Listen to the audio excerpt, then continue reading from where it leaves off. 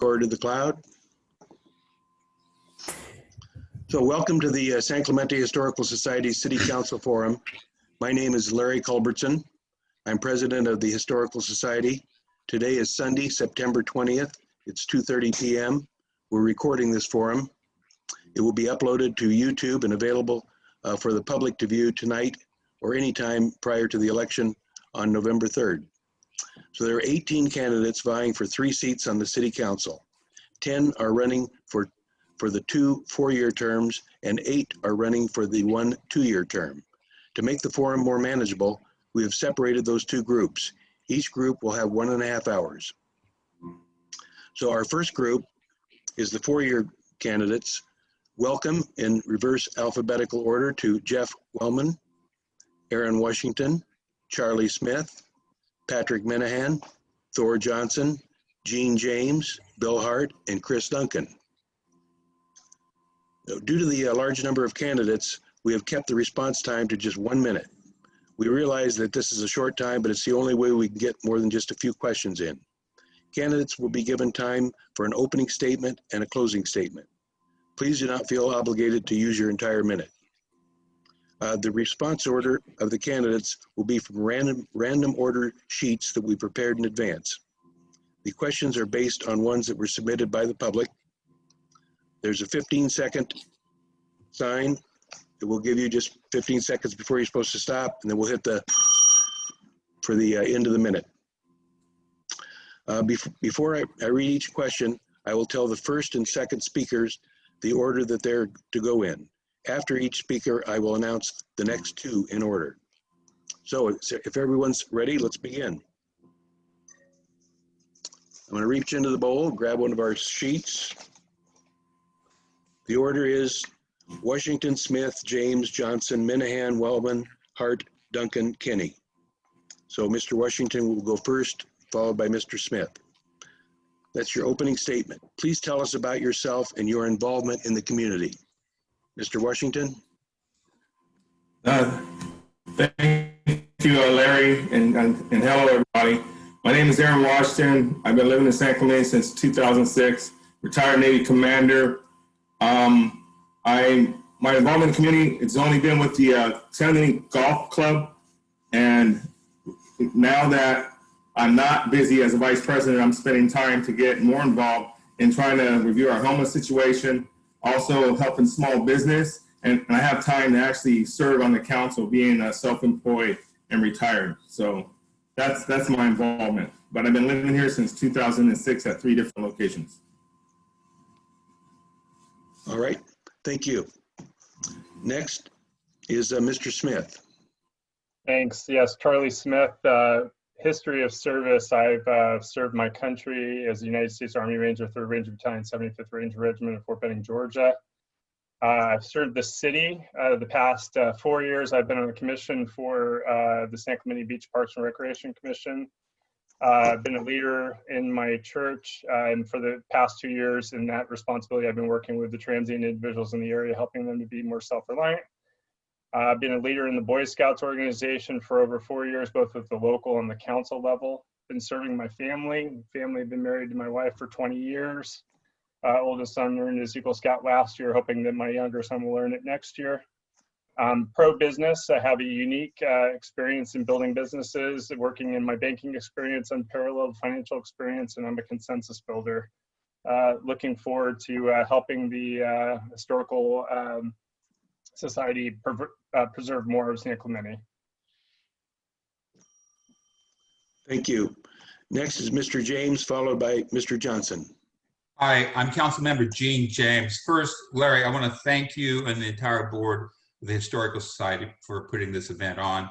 As you know, this is my 3rd time in front of this venue, so I've enjoyed every one of them. My involvement in the community has been, I spent 20 years in the United States Army. After the Army, I've had a career in Fortune 500 companies. Additionally, I've had a career in academia, teaching in criminal justice classes. My involvement in the community really has been on both a regional and national level. I have been on the National Board of Governors of the USO, and prior to that, I was the board chair of the USO San Diego and the regional board chair. I've taken the lead on a number of items in the community, ranging from the toll road to dealing with homeless. I really enjoy being your council member, and I look forward to hearing from my fellow candidates this evening. Thank you. Okay, next will be Mr. Johnson, followed by Mr. Minahan. Good afternoon, San Clemente Historical Society and Mr. Larry. Thank you for hosting us. My name is Thor Johnson, and I have a business background. I've been an entrepreneur for the past decade, and I've lived here in San Clemente near State Park and Riviera Beach for the past 7 years. My involvement in the community, about 7 years ago, I founded a nonprofit organization called Together as One Philanthropic Society. And we do programs that benefit children with autism, including free surf camps, taking them to Knott's Berry Farm, and taking them to the North Shore of Oahu every December. Thank you. Thank you, Mr. Johnson. Next will be Mr. Minahan, followed by Mr. Wellman. Thank you, Mr. Culbertson, and appreciate you inviting me to this forum. As a candidate for your city council, my name is Patrick Minahan. I intend to bring leadership, integrity, and accountability, problem-solving skills to our community. Not that they haven't been here, however, we always can use a little boost. About myself, back in 1980, I enlisted in the United States Air Force, spent a nice 4 years in an intercontinental ballistic missile launch crew down in Tucson, Arizona. Great little career. For the next 34 years, I've spent it as a top advisor to healthcare executives throughout the country, helping them solve their business issues. My involvement in the community started back in '95 when my children were into youth sports. I was a coach and treasurer for the San Clemente Bobby Sox, girls Bobby Sox, president and coach for San Clemente girls softball, board member at large for youth football here in the town. And with that, I look forward to your vote and working with the entire city leadership. Thank you, Mr. Minahan. Next will be Mr. Wellman, followed by Mr. Hart. Awesome. Thank you, Larry and San Clemente Society for putting this on. It's a pleasure to, run for city council against all these distinguished individuals. Grateful to be here and participate, even with the current council member and Gene James. My family and I have lived in San Clemente about 5.5 years, going on 6 years. We have 4 kids. We completely enjoy raising our kids here in this wonderful town. We saved up for just over a decade to be able to live here by the coast and enjoy this small San Clemente village by the sea. My community involvement has been primarily through surfing and also through our church, the LDS Church, doing different activities such as Boy Scouts of America, local service projects, cleaning up the beach, various projects like that. And definitely looking forward to get to know everyone and obviously learning more through Larry about the history of San Clemente. Thank you. Thank you, Mr. Wellman. Next, Mr. Hart, followed by Mr. Duncan. Thank you, Larry. My name is Bill Hart, and first of all, I'd like to express appreciation to everything that the Historical Society does. I've been committed to our historical heritage throughout the 40 years I've lived in San Clemente. I raised my kids here. I got married here, 38 years ago. I have 2 boys, a grandchild. Everything that San Clemente has had to offer, I've truly enjoyed. I'm running on my accomplishments and my activities in San Clemente for the last 20 years. And these include our beach trail, helping with the inception of our beach trail, helping with clean ocean and beaches through my 14 years on the Coastal Advisory Committee, our general plan, 2.5 years as co-chair of the general plan committee, and then helping to get us more deputies through my involvement on the Public Safety Task Force. Thank you very much. Bye. Thank you, Mr. Hart. Mr. Duncan? Good afternoon. Thank you, Larry and the board for having me. I'm Chris Duncan, running for City Council. As a former prosecutor in the Department of Homeland Security who's worked under both Republican and Democratic administrations, I'll bring much needed respectability, law enforcement experience, and emergency preparedness training to the City Council. My wife, Haley, and I have 3 kids. We live in Talega, where I'm the head of the Watchdogs program and a parent representative on the Vista Del Mar Elementary School Site Council. I'm running because I'm concerned about our city's future. I want my kids to grow up in a community that's safe, affordable, and true to its historic charm as a Spanish seaside village. As your City Council member, I'll support our small businesses, protect our environment, and work to eliminate the TCA. Thank you for the opportunity to address you today. Again, my name is Chris Duncan, and I look forward to your questions. Thank you, Chris. The next question, the first speaker will be Mr. Minahan, followed by Mr. Duncan. The question, the setup first. COVID-19, we've had this now for 6 months. We've been into the pandemic. The city's response to the pandemic included closures of the pier, beaches, parks, businesses, and changes in the way city government was run. So the question, do you believe the city did everything it should have done to protect us? Would you advocate for doing anything more? Mr. Minahan? Yes, thank you. So this pandemic has been unprecedented. It's nothing that I've experienced in my lifetime, and I've received a similar question from the North Beach Community Business Association. I have a nurse. My daughter is a nurse at Saddleback in Laguna Hills, and she has seen these patients come through. I've worked in healthcare. Again, if you don't have a vaccine, you don't have a treatment plan, you have to do something to stop this curve and slow this curve down. I'm hoping that there's going to be some lessons learned after all this. Was it shutting down the beaches? Was it shutting down the restaurants? Whatever it is, we've got to stop this virus. It's bottom line. And, when you start saying that you have to open things up, and we are now the guinea pigs to see whether we're going to catch it or not. Right, wrong, or indifferent, it's what we have to live with, and we can go from there. Thank you. Thank you, Mr. Minahan. Mr. Duncan? Thank you. Again, as I mentioned in my opening statement, I had emergency preparedness training in Homeland Security for situations just like this. And one of the things we did learn was it is best to divest responsibility down to the local level where the expertise lies for a given situation. So I believe that we should have local control in dealing with things like the coronavirus. I think the city did a fine job, but there's more that could have been done. First of all, we all needed to take extraordinarily seriously the public safety dangers of the coronavirus. So that means all city council members and all staff should support mask wearing and those kind of precautionary measures.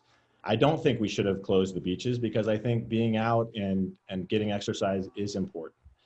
And one of the things that I think the city did do well was support our small businesses by being flexible and allowing them to have a larger footprint, particularly on Del Mar. And I think there's more that can be done. So I would support city agencies like the building and engineering to further those measures. Thank you, Chris. Next, Mr. James, followed by Mr. Smith. This pandemic certainly tested the mettle of the city leadership, both elected leadership and city management. We have to look at this pandemic from the perspective of, although people talk about it, there's a very low death rate. What's being developed now is the fact that there's long-term sequela to this disease. And I have been a supporter of wearing the mask. I've used council member comments talking about mask wearing. Much of what was pushed on us was state mandated. Very early on, I was pushing back against the governor. I actually appeared on KABC talking about the governor's mandates and how they were unfair to small business, and we fought that. It was unfair that Walmart, Target, and Lowe's were able to remain open, and we closed down Del Mar. That was a result of the state and the county. The entire council fought against that, and I really am proud of what we did. Thank you. Thank you, Mr. James. Next would be Mr. Smith. Thanks, Larry. Followed by Mr. Hart. All righty. Yes, this is a novel virus. So in the early stages, it was hard to determine what exactly we were dealing with. And so I think figuring out what it was and probably going into a quarantine was probably a smart strategy. But as soon as we figured out what it was, I think the balance should have been the governing dynamic. I agree. I don't think that the beaches should have been closed. I don't think that our parks should have been closed. And I think that our skate parks should have been closed. I think we realized pretty quickly on that if you were outdoors and you were socially distanced, that should be appropriate and keep us away from getting sick. I agree with the way that they created shifts for the staff. I think that was smart. I agree with what Chris said, that more local control is necessary. And I agree with what Gene said, that I was bothered the fact that local businesses were shut down, whereas the larger businesses had a chance to keep on going. Thank you, Charlie. Next, Mr. Hart. I believe that we've got to respect this virus for what it is. It is a dangerous virus, and as we speak, we're closing in on 200,000 deaths nationally. That is nothing that should be ignored. On the local front, I think there's a mixed track record. I believe the city came down a little bit heavy-handed at first, but quickly learned to back off. And and in a lot of cases, we were taking state mandates and have to implement those as well. I believe some of the state mandates were not correct. For instance, closing down the beaches or a beach trail was heavy-handed. And so I lean toward individual responsibility, along with individual freedom. And we have to go be guided by that. I do wear a mask and I do respect this virus. Thank you, Mr. Hart. Next will be Mr. Washington, followed by Mr. Johnson.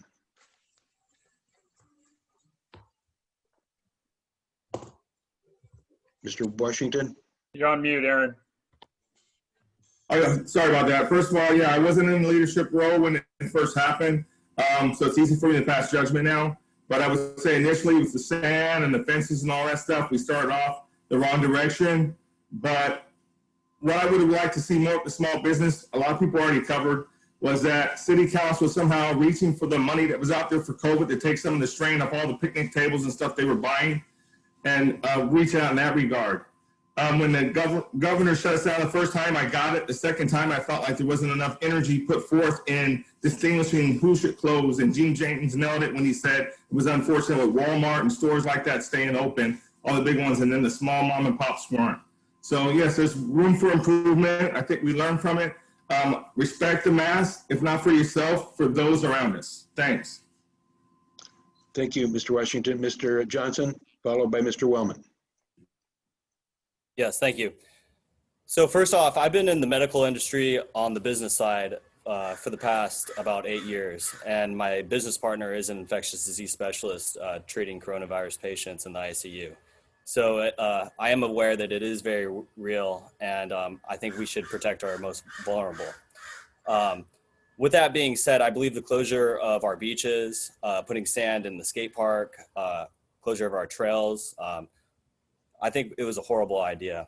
And fortunately, the city quickly after, I'm not sure how long it was, but after a few weeks or a month, they reversed their decision. So I'm very thankful for that. And I'm very thankful that Mr. Council Member James has kind of been leading the vocal voice of keeping our businesses open. If I'm elected, I'm going to propose that we're going to protect our most vulnerable, but we're going to keep our businesses and our beaches open and protect all of our citizens' rights here in San Clemente. Thank you. Thank you, Mr. Johnson. Last would be Mr. Wellman. Yeah, thank you, Larry. I think starting out, the constitutional freedoms were violated immediately by the federal and by the state policies that were released, and it left the city in a bad position, right? I feel that, like most people shared, candidate Minehan, Charlie Smith, I think everyone shared the same thing, is that the city responded right at first with the lockdowns. We didn't know what this virus was. I'm in healthcare myself. And so, it's a scary deal for the citizens. Now that we know what it is, the sand and the skate park, the fence around the Pier Bowl area, and having council members not show up to vote to relieve our citizens of those lockdowns, I think is kind of a slap in the face to all the voting citizens and all the citizens that stand underneath these protected constitutional freedoms that I support. Thank you. Thank you. The next question, the first two will be Mr. James and then Mr. Washington. The setup on the homeless issue. In February, a nonprofit group bought a 10-acre parcel of designated open space on Avenida Pico to build a homeless shelter. The city is attempting to buy the property to ensure it remains open space. Question, do you agree with the decision to buy the property for open space, or should we be supporting the use of the site as a homeless shelter? Do you have any other ideas on how to take care of the homelessness issue? Mr. James? Certainly. Well, I was a vote to condemn that piece of property and for the city to take it by eminent domain. So yes, I still support that. In regards to the homeless issue, I have proposed that we create a JPA, a Joint Powers Authority, with the three cities of San Clemente, San Juan, and Dana Point. We find county property out on the Ortega. We have an emergency shelter set up there where we can provide services with long-term, in creating a public-private partnership with an organization like Solutions for Change, in which there's actually a transformation. And we end up creating this private-public partnership between the JPA and Solutions for Change or some other organization where we actually find solutions and we find empowerment for these people. Thank you. Thank you, Mr. James. Mr. Washington, followed by Mr. Duncan. Okay, as far as the buying of the property and all that, I know what we're buying it for and what we're gonna use it for, but I know that's not our SB2 zone for any temporary shelter. I know that we need one to be able to do what he needs to do to help us move those individuals and get them the care they need for the Boise versus Martin Act. But yes, the homeless situation is dynamic. I was just out at North Park today looking at the railroad tracks and people out there. I see the same people there. It's tough. So that's a tough one. I know what Gene's talking about, partner up with other cities. I want to learn more about what they're doing. I want to know why. Is it true that Santa Ana is sending people to our city with vouchers? This is a big deal. But it's dynamic, it's a tough one, and it's very important to our citizens. Thanks. Thank you, Mr. Washington. Mr. Duncan, followed by Mr. Minahan. Look, as an attorney, I understand litigation well, and I think the city is engaged in too much costly litigation that has a very unlikely chance of prevailing in. So I don't think we should be involved in that litigation. I think we're throwing good money after bad, continuing litigation that, such as eminent domain, that's very difficult to win. I agree with Councilmember James that we should have that it's a regional problem and that we need a plan. And that plan should include a regional transitional facility of some sort. Why? Because that's what you need to, as Mr. Washington said, that's what you need to have law enforcement have the authority to act and enforce our anti-camping ordinances. And so I've worked with law enforcement my whole life as well. And I know that the one thing that sheriff's deputies don't want is lack of clarity about what they can do. So let's give them that clarity. Let's work with the other cities in this area. That this facility, again, does not have to be in San Clemente. It doesn't have to be by the coast, and it shouldn't be. But we need something like that so that we can enforce our laws and finally get a handle on this homeless problem. Thank you, Mr. Duncan. Next, Mr. Minahan, followed by Mr. Smith. Thank you, Mr. Culbertson. And, just kind of following up to what Mr. Duncan had indicated, the laws are in place, and, there's only going to be so much that we can do from a city level, for the general public. If you want to change these policies, that we're going to have to get it at the state and the county level to help and revote those people in that are going to really press the laws. Homeless, it's kind of more, homelessness is really personal to me. I have a few family members that are homeless, not in Southern California, but in other parts of the state. And I can tell you, my parents, they didn't tell my brother, hey, you're going to grow up and be homeless one day. It happened, just through various circumstances. I feel bad, but we also need to be able to have a little bit more compassion here in this city. The vocal folks that are out there, come to the table, bring solutions. Just don't slam these people. Thank you. Okay, thank you, Mr. Minahan. Mr. Smith, followed by Mr. Johnson. So I have pretty unique experience in this issue. I am 100% opposed to a homeless shelter here in San Clemente. I think it creates an incentive to come into the area, which I think is inappropriate. I agree with Gene about the JPA. I understand that the judge ruled that we need to have a shelter in this area, but I'd actually like to see if we could have it outside of the county. I think it would be cheaper. I still think it's appropriate. I mean, we'd have to go back and double check with the judge that would be appropriate, but I have a 3-tier plan for dealing with homelessness. I agree with Chris saying that we have way too much litigation. I want to come up with a regional solution along the lines of the JPA, but I'd like to see if we can find a housing solution outside of the county. And so our law enforcement brothers and sisters can enforce the camping laws. And I'd like to see more than anything else, if we can lean on the families of these individuals and lean on charities to assist these individuals more, as opposed to making everything a government solution. Thank you, Mr. Smith. Mr. Johnson, followed by Mr. Wellman. Thank you. I think the city stepping in to try and take the property out of the hands of this nonprofit, which would have a homeless shelter and more, is a great idea, because I think it's a great idea that we're going to help these people who are having troubles in their lives and they're homeless, but we just can't simply have it here in San Clemente. San Clemente is a beautiful town, and the nuisance that will be associated with a homeless shelter, a hippie village, whatever you want to call it, is just unacceptable here in San Clemente. So my solution is shape up and ship them out. And it's all about love, giving them all the resources that they need, working with our regional partners, both publicly and privately, the county, giving them the resources they need to help them get back up on their feet, and then get going on their way where they need to go. Thank you. Thank you, Mr. Johnson. Mr. Wellman, followed by Mr. Hart. Yeah, I think the homelessness issue, I think, is one of the biggest issues we've seen on the online forums. Everyone wants to hear what your plan is for it. I agree with the council in taking eminent domain over that building to prevent the homeless shelter from arriving in our town. And I keep hearing everyone in the news and what have you talking about this is a city issue, this is a city problem. And I agree with the JPA. This is actually a state and a county issue. The centralized services for the homelessness population need to be central to the county that it serves, right? So I think the homelessness shelter facility, as you will, needs to be centralized to the county. And talking with other county supervisors and other mayors in other towns throughout different jurisdictions, they agreed with that. They concurred that in order to maintain those services for the homeless, and so they're not pushed off to other cities, the facilities need to be centralized to the county. And San Clemente does not fall, central into Orange County or at the southernmost point. So that would be part of my solution for the homelessness problem, is building the facilities central to the county where those people can get the help they need next to the services that they require. Thank you. Thank you, Mr. Wellman. Mr. Hart.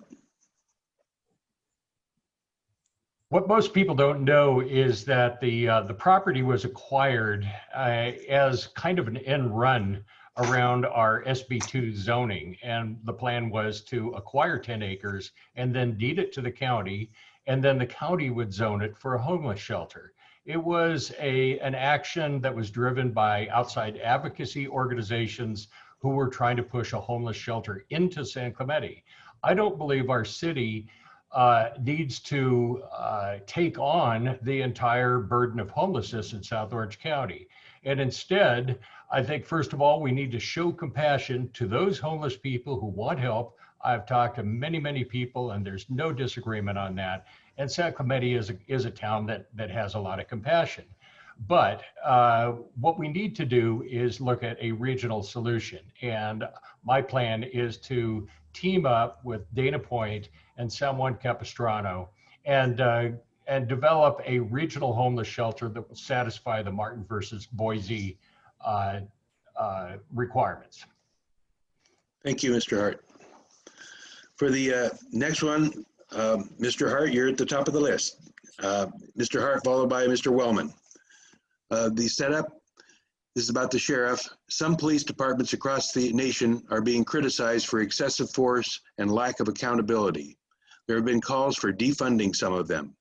The question, is the Orange County Sheriff's Department providing satisfactory service to our city, or is a change needed? Mr. Hart? That's a complicated question. First of all, nobody wants to see excessive force on the part of our police, but I don't believe that that is an institutional problem with the OC Sheriff's Department. Our city's well served with the OC Sheriff Department, and we do a much better job with them than we were able to do with our own in-house police department. We do have areas where we need improvement, and the biggest area is with the relationship between city management and our contract agency. I've spoken to Sheriff Barnes about this, and I believe there is ample opportunity right now to hire a city manager who knows how to work as a team with our outside agency, the OCSD. And so that's going to be a cultural change that we have to institute in the city, and I think the city council has to insist that we bring the OCSD in closer into our organization as part of the team. Thank you. Mr. Wellman, followed by Mr. James.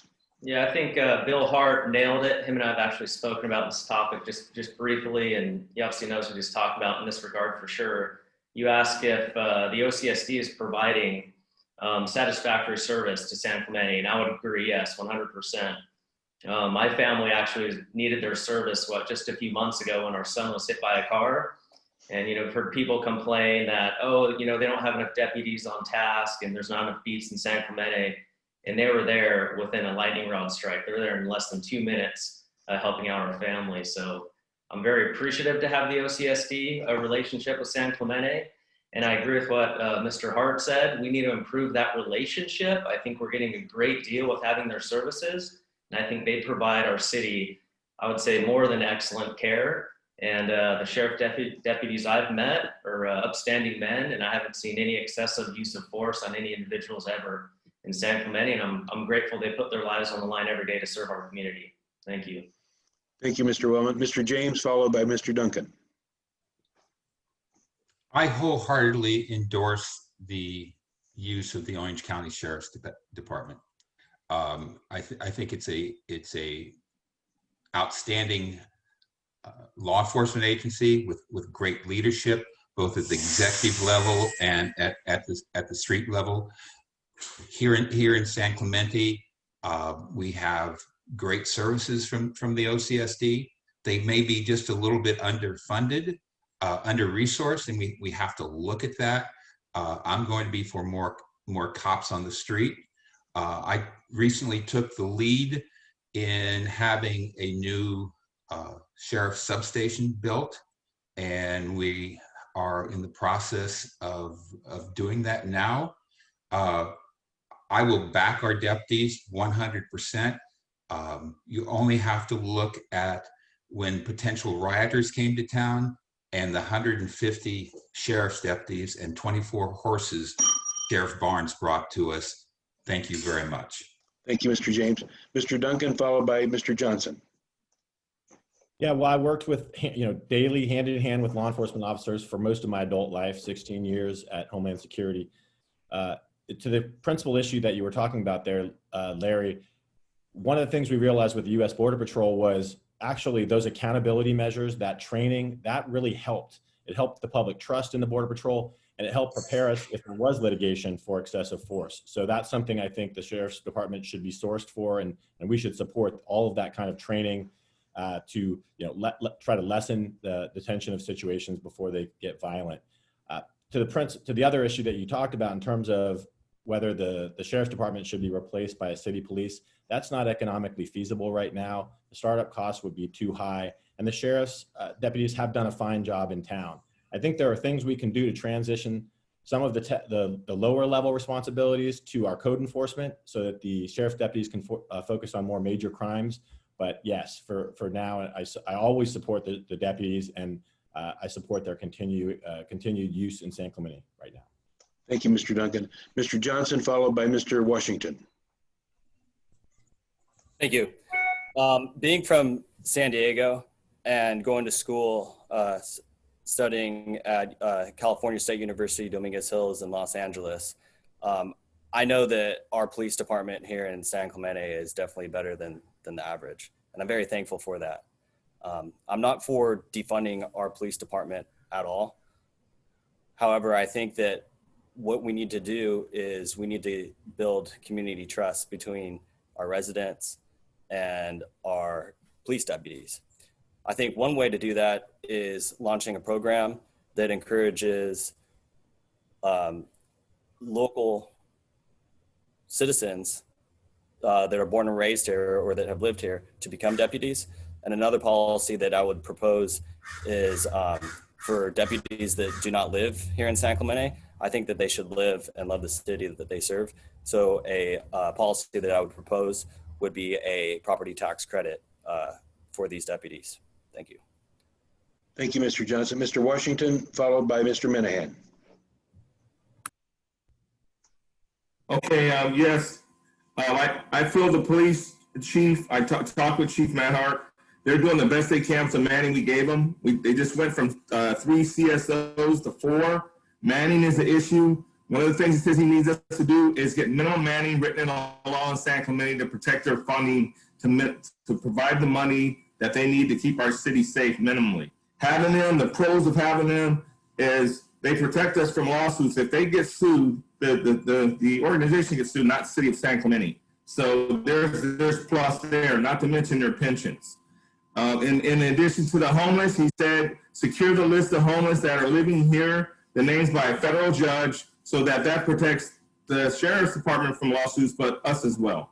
So no, they're doing the best they can. Gene, you're right. You got him the police station being built. That's good. He said he needed that. But yes, I fully support them and I'm behind them. Thank you, Mr. Washington. Mr. Minahan, followed by Mr. Smith. Thank you, Larry. So, back to the basic question you asked about the satisfaction of the Orange County Sheriff Department. And until I put my hat in the ring for City Council, I wasn't aware that we had any dissatisfaction with the sheriff. So luckily I haven't had to use their services, and I'm not aware of a lot of people that have. However, I think from a funding perspective, we should actually put more funding into the Orange County Sheriff and all our first responders. With the lack of a hospital here in town, let's ensure that these first responders can actually help the general public should anything else happen. Because the first thing you're doing, you're calling 911. Who's showing up? Sheriff and a paramedic. So let's make sure that these folks are trained. Let's leverage the larger organizations because their training, their skill set is actually going to be a benefit for the city and not just a tax burden. Thank you. Thank you, Mr. Minahan. Mr. Smith. Thank you, Larry. I am for our deputies. I just want to be pretty emphatic about that. I'm for law enforcement. I'm against a reduction in the public safety budget or any conversation around that. I've been extremely disappointed with our national media outlets in the way in which they have shined a negative light on law enforcement, and many can say that it's for political purposes. I've been extremely disappointed with that. Our law enforcement brothers and sisters are in an incredibly difficult position every single day, and it's really, really difficult to Monday morning quarterback their performance. I agree. I think additional deputies would be good. I'm also for passing ordinances that will increase their capacity to serve in more important jobs and duties, and then for continuing the contract with OCSD. We can't afford to have our own police department. Okay, thank you, Mr. Smith. For the next question, Mr. Duncan, followed by Mr. Wellman. The question, this has to do with your endorsement and donors. Please tell us which prominent groups have endorsed or donated to your campaign and why you think they did so. Mr. Duncan? Yeah, I think my top endorsement was from the OC Professional Firefighters Association. And I think that goes directly to my work for my entire career at Homeland Security, working with law enforcement, working with first responders, those exact individuals. I have tremendous amount of respect for them. I know the sacrifice they make. And I would hope that that was a big part of why they endorsed me, because they felt that I understood their position and I would stand up for them, which I will. I've also been supported by the Orange County Labor Federation. I think that's important because that shows that, again, I'll stand up for the little guy when necessary. I'll make sure that our workers as well as our businesses get protected in San Clemente, and that we have a society here that is equitable for all and has the proper amount of diversity from our lower income all the way through our upper income. So those are probably my two top endorsements, and we've still got some outstanding. Very good. Thank you, Mr. Duncan. Mr. Wellman, followed by Mr. Minahan. Yeah, my most, I guess, most regarded endorsements to me are actually my friends and family that live here locally in San Clemente, that have donated out of their budgets during a very, I would say, a financially uncertain time, just to support me and support what I'm trying to do for the city of San Clemente. So to me, that really speaks volumes. I appreciate their support and their faith in me. I guess more publicly and more, I guess, notary is per se again, like Chris Duncan, the Orange County Fire Association's endorsement, the local 3631, I think was big. I have a lot of friends that are firefighters locally in the community, as well as in Long Beach and LA. And I see what they do for our communities in general, and I fully support our firefighters. So that was a great endorsement I was able to gain. And then I also have 4 or 5 outstanding endorsements that are about to close soon, and hopefully I can announce next week to the general public that I'm really excited to announce. Thank you. Thank you, Mr. Wellman. Mr. Minahan, followed by Mr. Smith. Thank you, Larry. So I'll just come straight out the bat. I've collected $0 from any donors. I do not have any endorsements, nor have I sought any.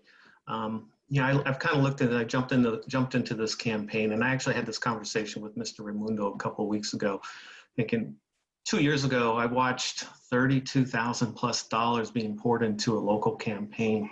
We're volunteers here. Every gentleman on this call right now, we're volunteering for this position to serve our community. And we're in COVID. We got small businesses that are challenged right now with collecting money, staying open. It was just my philosophy when I started this campaign. I was not going to take $1. So anything that I've spent has come out of my own pocket. I've had a couple phone calls at the request of the OCFA. Had a nice little interview, but no endorsement. Haven't asked for any, and that's how I'm going to continue my campaign. Thank you. Thank you, Mr. Minahan. Mr. Smith, followed by Mr. Washington. Thanks, Larry. We have raised $23,000 locally, only from individuals who live in San Clemente or have businesses in San Clemente, and we have commitments for another $10,000. I have been endorsed by local mayors who I have known throughout the years and respect. Mayor Troy Bourne from San Juan Capistrano, former mayor of Huntington Beach, Matthew Harper, the Carl Heft, who is the mayor, husband of the mayor of Laguna Hills, Don Sedgwick, who ran for Congress here locally. And I want to work with these individuals, understand, learn from them, and be able to partner with them to come up with better solutions for our town. Thank you, Mr. Smith. Mr. Washington, followed by Mr. James. So out of all the people that have been sponsored by, I've received donations from the owner of Rainbow Sandals, J. Sparky Longley. I'm also endorsed by Senator Pat Bates, the mayor of Laguna Niguel, and the artist Diane Harkey, and Mike Ryan, a local business owner. Basically, the heart of why they're backing me is just my proven integrity and commitment. I'm not like a real career politician. It's something that I want to do from the heart for the city, and I've conveyed that. And I'm all about collaborating with my team members, whoever they are, and running a clean campaign. If I get elected, great. If I don't, as long as we elect somebody in office that's going to do the things that I wanted to do and that has the time to do the job. And that's all I ask. I hope whoever wins here does what they say they're going to do. I'm not taking no donations from any unions. And I did get endorsed by the Sheriff's Department. Thank you. Thank you, Mr. Washington. Mr. James, followed by Mr. Hart. So my endorsements include former Mayor Dan Bain. He worked with me on city council before he left. I think he saw my work on city council, and that's really encouraged him to not only endorse me, but he's done a video that I will release on that in regards to that. I've been endorsed by two legends of Orange County, two public safety legends, retired Sheriff Brad Gates and retired OCFA Chief Chip Prather. I'm very proud of these endorsements. I'm also endorsed by the Association of Orange County, the sheriffs again this year. I'm proud of that endorsement. I'm endorsed by Senator Pat Bates. I'm also endorsed by Senator John Morlock, who's known as the OC Fiscal Watchdog. And additionally, I'm endorsed by my good friend from San Juan Capistrano and candidate for the 49th District, Brian Marriott. Thank you. Thank you, Mr. James. Mr. Hart, followed by Mr. Johnson. Well, I am also very proud to have been endorsed by OC Sheriff Brad Gates, and I do agree with Gene that he has been a stalwart of Orange County for decades. And so to have retired Sheriff Gates' trust is a big vote of confidence for me. But with my actions and accomplishments over the last 2 decades, I've also picked up endorsements from 10 San Clemente ex-mayors, including Dan Bain, Lori Donchak, Jem Everett, Joe Anderson, just to name a few, Susan Ritchell, and even going back into the 1990s, Candy Haggard. And so, you know, I am running a grassroots campaign. I have not taken any money from public employee unions of any sort. I am working and do expect to get endorsements. In fact, I have one that I cannot announce right now from a very prominent business organization. And thank you. Thank you, Mr. Hart. Mr. Johnson. Thank you.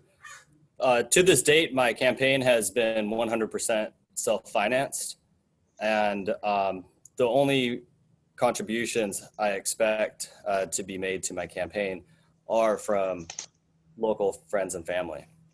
I have not asked for any endorsements. However, my supporters include local businesses and local residents and neighbors here in San Clemente, because I'm running to protect our natural rights and everything that we love here most about San Clemente, including keeping our beaches and our businesses open. Thank you. Thank you, Mr. Johnson. For the next question, the first two will be Mr. Johnson and then Mr. Hart. These are random. The setup, this is about small business. Doing business in San Clemente requires navigating a myriad of regulations. Question, is San Clemente too strict, too lax, or just right in regulating businesses? Would you like to see the process change? Mr. Johnson? Thanks. After speaking with much of the business community here in San Clemente, everyone has mixed reviews. With that being said, right now, being post-coronavirus, I think the city needs to remove regulatory barriers for all permits, all development, also streamline permitting processes. And so thank you very much. Thank you, Mr. Johnson. Mr. Hart, followed by Mr. Duncan. As I mentioned earlier, I helped work on the San Clemente general plan. And I believe what is most important is that we stay true to that general plan. It is the blueprint for our city. I have seen past councils diverge from that general plan or kind of make up rules when they didn't like a particular project. And I believe it's harmful to people who are trying to do business in San Clemente. Now, I do agree that there has to be some level of regulation. We want our community to be nice. And for those who weren't around 40 years ago, there was a time when San Clemente was too laissez-faire. It was not regulated enough, and some of our neighborhoods show it.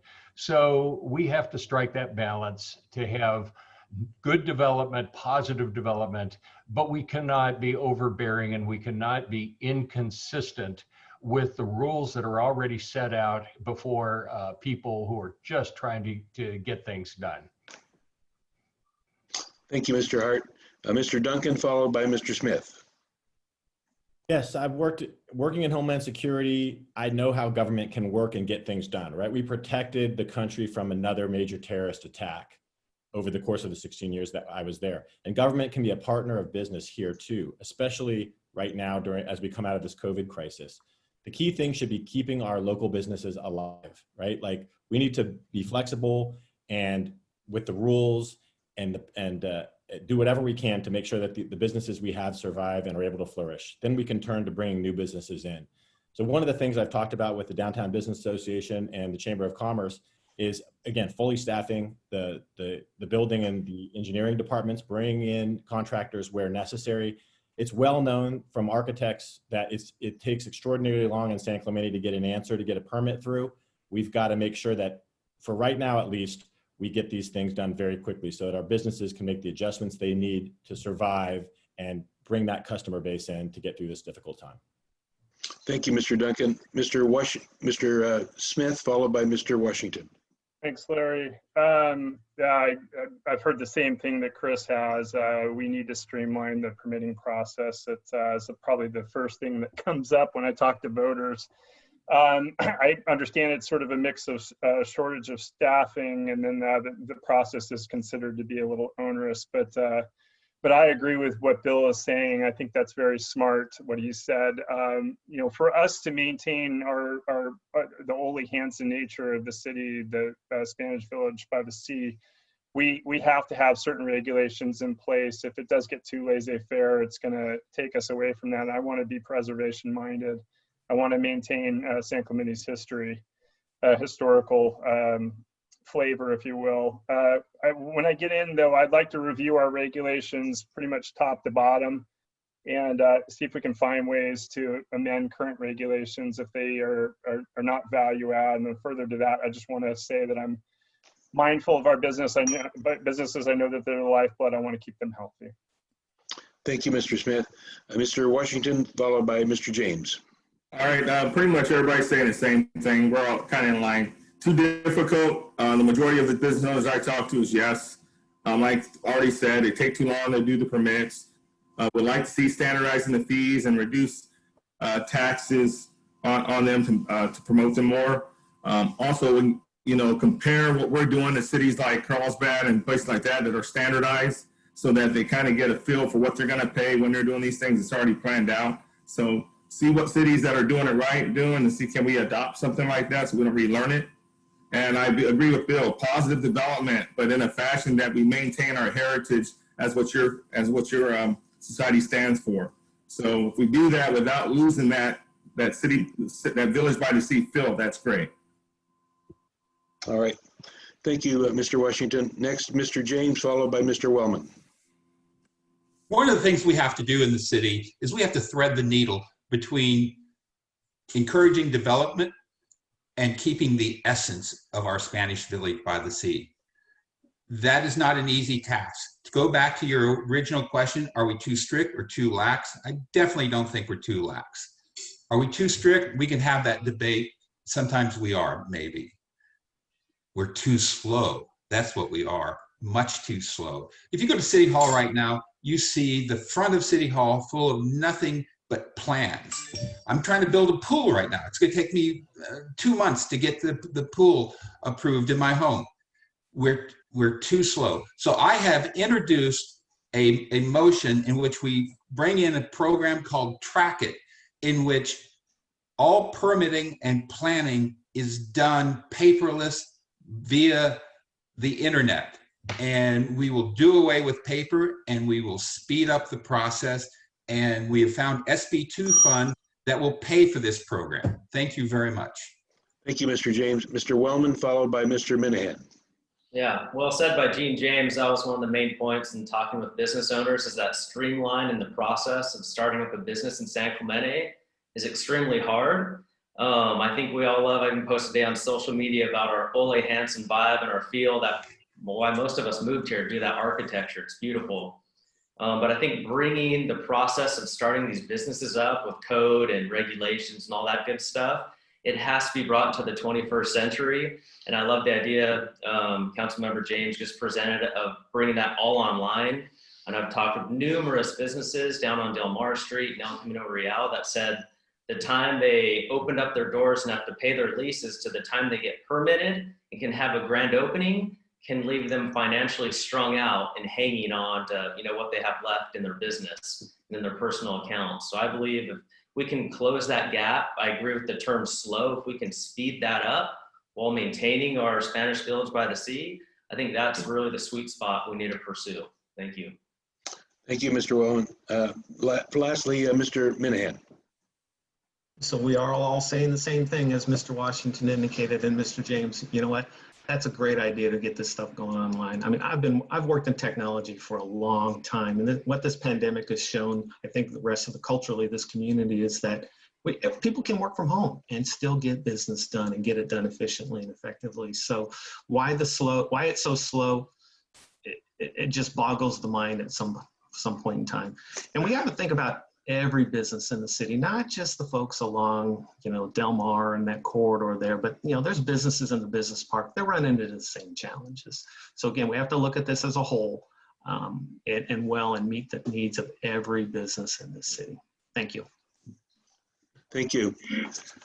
I just randomly picked the next sheet here, and Mr. Kenny, Mr. Minahan, you start this off. This one is about Memorial Care Hospital. Memorial Care Health System closed San Clemente Hospital in May of 2016. As the result of the lawsuit, the city will be buying the property and attempting to find a hospital operator. Question, has the effort been worth the fight? How would you like to see the city proceed? The simple and my most firm answer is no, it's not worth the fight. I've worked in healthcare now for 34 years. Back Memorial Care, actually, when we were San Clemente Community Hospital, they weren't making it as a hospital. They couldn't keep the doors open. To keep the revenue coming in the door, you have to have a patient in the bed. If you don't have a patient in the bed, you're gonna lose money. It's a fact. This is just the fact that I've been working in healthcare, and I know this fact. Memorial Care told us revenues are going down. We're not able to keep the doors open. We hired a consultant. Check the RFP that was sent out earlier this year. It even states the facts in that RFP that says, if you don't have a patient in the bed, you're gonna lose money. So no, I am not for a hospital. On the flip side though, I am for an enhanced type of outpatient center, urgent care, because the reality is I haven't personally been in a hospital for care in over 16 years. Doesn't mean that my mother or grandmother wouldn't need to be in the hospital. However, you have specialists up at Mission, we can get them there. Take care of thank you. Thank you, Mr. Minahan. Next, Mr. Washington, I should have told you you're next. You okay with that? Followed by Mr. Hart. Yes, I'm okay with it. So I would say, just from what I've been learning lately, that for what we spent for the consultant to find out if it's we're able to use this, that $1 million that we spent, the answer is no. I don't know what we need to do from here. I just know that we have to we have to really look at this, but we need something for the average age of our city is probably somewhere around 60. I didn't do the math, but we need something. Talking with some of my firemen buddies that are retired, saying that getting them to Mission, getting them where they go. They've had cases where they were losing people. So we need something, not just for that, a community of 65,000, it doesn't hurt to have something there, but we have to make sure that we really look at it and get our bang for our buck, and that we put checks and balances for auditing people that are doing these type of researches for us. Thank you, Mr. Washington. Mr. Hart, followed by Mr. Smith. We have gone through an RFP process twice in attempting to recruit partners for a hospital. And right now the free market is speaking very loudly, and it's very unfortunate. I was one of the people several years ago who was out waving signs, rallying, trying to save our hospital, trying to urge Memorial Care not to shut it down. But they shut it down, and you know, we've been trying to figure out ways to open it up ever since. Right now, the best offer on the table is an organization from San Diego County who wants to partner with us, but wants us to stand up a hospital services district. I'm not sure if that's the exact name, but it involves a tax for people to, you know, try to stand up a hospital that someone else can operate. And I am very skeptical as to whether the citizens of San Clemente want to pay an extra tax. So I think we're going to have to look at alternatives here real soon. But I'd love to have a hospital, but I'm skeptical at this point. Thank you, Mr. Hart. Mr. Smith, followed by Mr. James. It is as everybody's mentioned, it's a terribly complicated issue. I talked to Bill about this. I would still like to see if it's possible, and maybe it's not possible, but I'd like to see if we can still have an emergency room attached to the hospital, whereby we don't have a fully operating hospital. I know that that's been talked about and it's been checked already. Sounds like the likelihood of that is probably low, but I'd like to see if that's possible. I would also like to just see if we could go through the RFP process one more time. I wonder if the timing with COVID had any impact on the RFP process. Everybody's sort of pulling back and sort of licking their wounds a little bit and try to being a little bit more conservative given the uncertainty with the economic outlook. Look, we as a community, 65,000 people, were woefully underrepresented as far as a hospital facility. We should probably have somewhere around 100 beds, but to Pat's point, I understand that you have to fully staff these things. I don't want to support a hospital with new taxes. Thank you, Mr. Smith. Mr. James, followed by Mr. Johnson. So one of the suggestions is to become part of the Palomar Healthcare District. That would mean an elected board of directors in Escondido would be calling shots here in San Clemente. That will be troublesome for me. I sat in on those negotiations. They would give us a seat on that board, but it would be 6 people from northern San Diego County and one of us. That math probably doesn't work out. Additionally, in order to initiate a healthcare district, we would have to have a vote of the people with 2/3 majority voting for a tax increase. I don't see that occurring. I would like for that to occur. I think we need to continue to do our due diligence to find a solution for that hospital. State law will not allow us to have an emergency room without beds. The nurses union will fight us every step of the way. But I still want to have the due diligence of continuing to and I have been part of some discussions with private operators. Memorial Care has not been a good corporate citizen for us right now. Thank you, Mr. James. Thank you. Mr. Johnson, followed by Mr. Duncan. Thank you. I believe the city dodged a bullet with the lawsuit regarding rezoning the property. Moving forward, I'm completely against the Palomar Health proposal, as it would potentially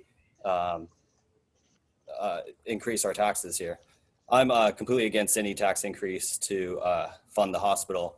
I think it's very important that our seniors here are protected and have a good sense of security. So I am for having a hospital. But the reality of the situation is it's a very sticky situation. To have a hospital in a city, the city has to be sick. Here in San Clemente, we're healthy. Do we want to be in that situation where our citizens are keeping this hospital at full capacity? No. So I'll use my medical background and my resources to find a solution to partner and find a hospital without raising taxes. Thank you. Thank you, Mr. Johnson. Mr. Duncan, followed by Mr. Wellman. like to just first point out again, why are we involved in so much litigation? We're paying, even in ones where we sort of prevail or there's a settlement, like with Memorial Care, we spend all this money on experts and lawyers. That litigation should be the last option, not the first. We've got to find a way to stop using litigation as our sort of first choice in any kind of dispute. When I talk to the seniors in the community, and we are an aging city, they desperately want a hospital. They say that over and over again. They don't feel safe. They feel like that they're not going to make it all the way to Mission Viejo.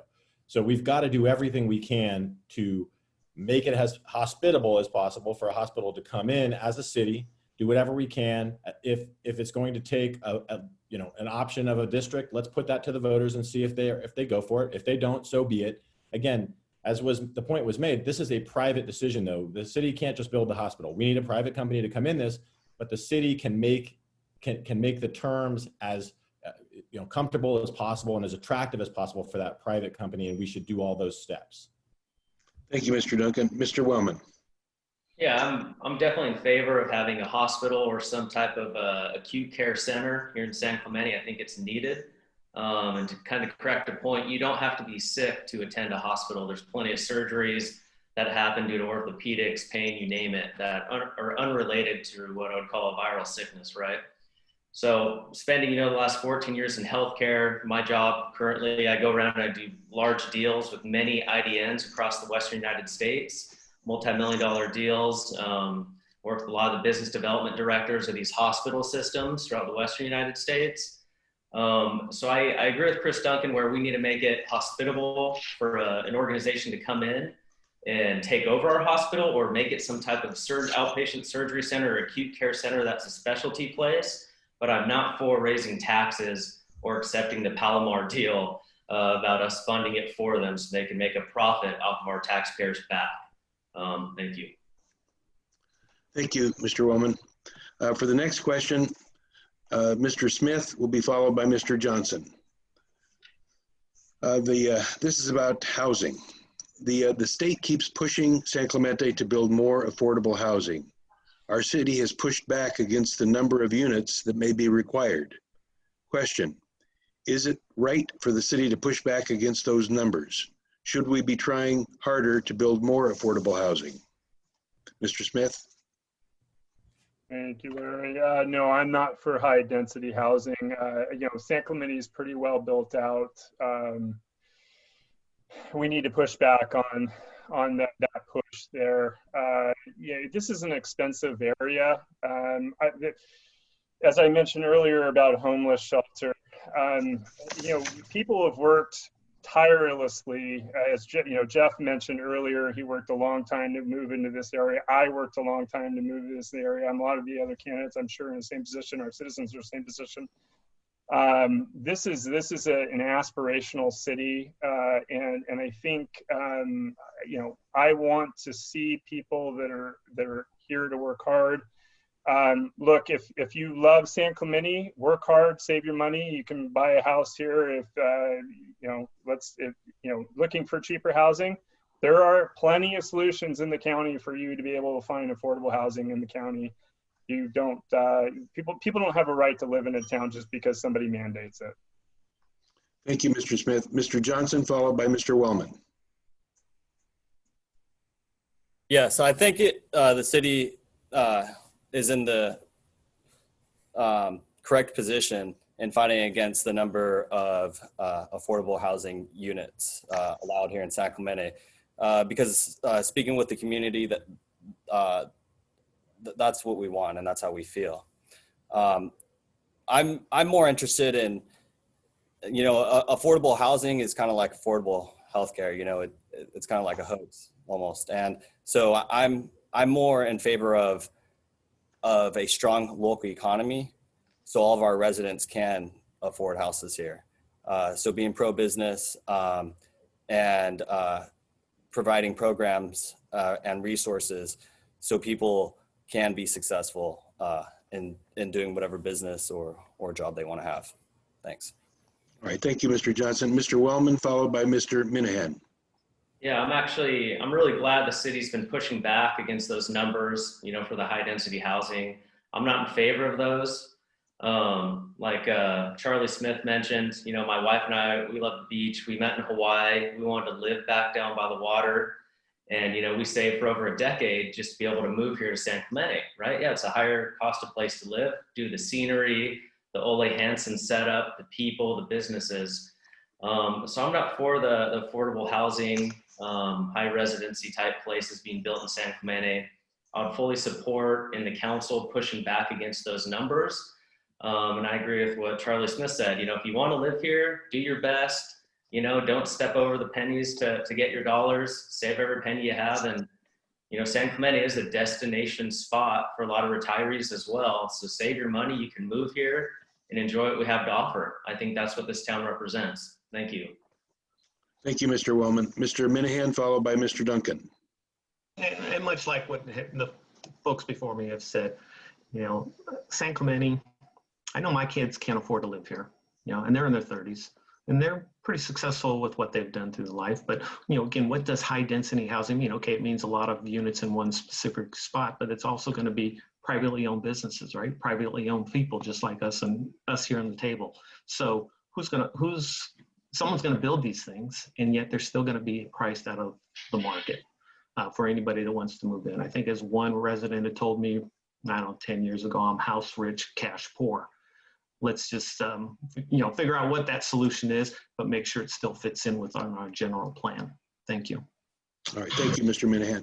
Mr. Duncan, followed by Mr. James. First of all, we should challenge the state mandated RENA numbers, the allocation numbers, because they're too high. They're beyond what San Clemente should do. So we should follow through on that process. But there's no guarantee that we're going to prevail. In fact, the number is probably still going to be unsuitable. So we can either just ignore the state mandate, or we can try to do our best, take some steps to try to comply, to put ourselves in a position so that, again, we don't have to litigate when the state challenges that we're not doing anything to meet our allocation. So I think, look, we cannot lose the Ole Hansen look. That, if we do that, we've lost everything, right? So that has to be our guiding principle. We can't let development happen at the Pier Bowl or North Beach that changes those areas, as is discussed. But we can do things, actually, Larry, it's a little bit of a take on one of your suggestions. Some of our mid-century buildings that are in need of rehabilitation, let's see if we can create a program to rehabilitate those where the exterior is, you know, and the building structure remains, but inside are Lawson Studios where our young people could live. As Pat mentioned, we need to make sure we don't have that brain drain and we keep our young people. Thank you, Mr. Duncan. Mr. James, followed by Mr. Washington. This is an interesting dilemma we find ourselves in, but I will just respond with a few bullet points. Number one, we're built out. Where are we going to build this housing? Number two, this is social engineering by a progressive socialist government in Sacramento that does not reflect the values of us in San Clemente. It's social engineering at its worst, and what social engineering means is the taxpayers pay for it. You know, I'm a believer in the free market. So to tinker with the free market so often has the opposite effect anyway. You look in major cities across America that had rent control, had affordable housing, and what you find is you find an underground economy, and you find developers going in and gentrifying these areas after there's affordable housing. So I am absolutely, positively against this. I am no, no, no. Thank you very much. Thank you, Mr. James. Mr. Washington, followed by Mr. Hart. You're on mute. Just to sum it up front, I'm against it, but I just want to throw the caveat in there. Gene hit it. Where are they going to build it? But I see facilities and areas that need to be replaced. And we have to just keep in mind those that serve our community. I get it. All of us have that dream. We worked our way up here. I did too. I came from a very poor past. I worked my way here, but we have those people out there doing those jobs that none of us want to do. None of our children want to do. And we got to make it affordable for them because they pay the gas prices to drive from cities far away to get here. So do I want to build out a bunch of dense housing? Not at all. But just if there's a qualification process for whatever we do make affordable, make a questionnaire. Do you work here? Have you worked here for the past year? we have some qualification factors in there that we actually take care of those that are serving our community so we can enjoy what we enjoy. Thanks. Thank you, Mr. Washington. Mr. Hart. Well, many years ago, when I was at the University of California, I studied economics. And in economics, you learn something very quickly. It's called the law of supply and demand. San Clemente is built out. Now there are some opportunities to do infill development, and those are outlined in our general plan. But yes, there's some opportunities to do things like mixed use development and everything to try to create new housing opportunities. It's very limited, and it doesn't come anywhere close to the needs, or shall we say the mandates that have been passed down to us by the state. We have a huge section of town north of downtown that is high density, supposedly low cost housing. And if we're complaining about the cost of that housing, then I don't think we're ever going to get ahead of the curve in terms of providing workforce housing or low income housing or anything like that. It's an impossible task. And I think we just need to confront that and go with what we have. Thank you, Mr. Hart. Well, we've only got time for one more question. It went by very rapidly. I would love to ask you questions about preservation, like mid-century modern that Chris mentioned, or the reopening, what you think of the one-way on Avenida Del Mar, and the city budget, the city manager. There's so many more things we could have talked about.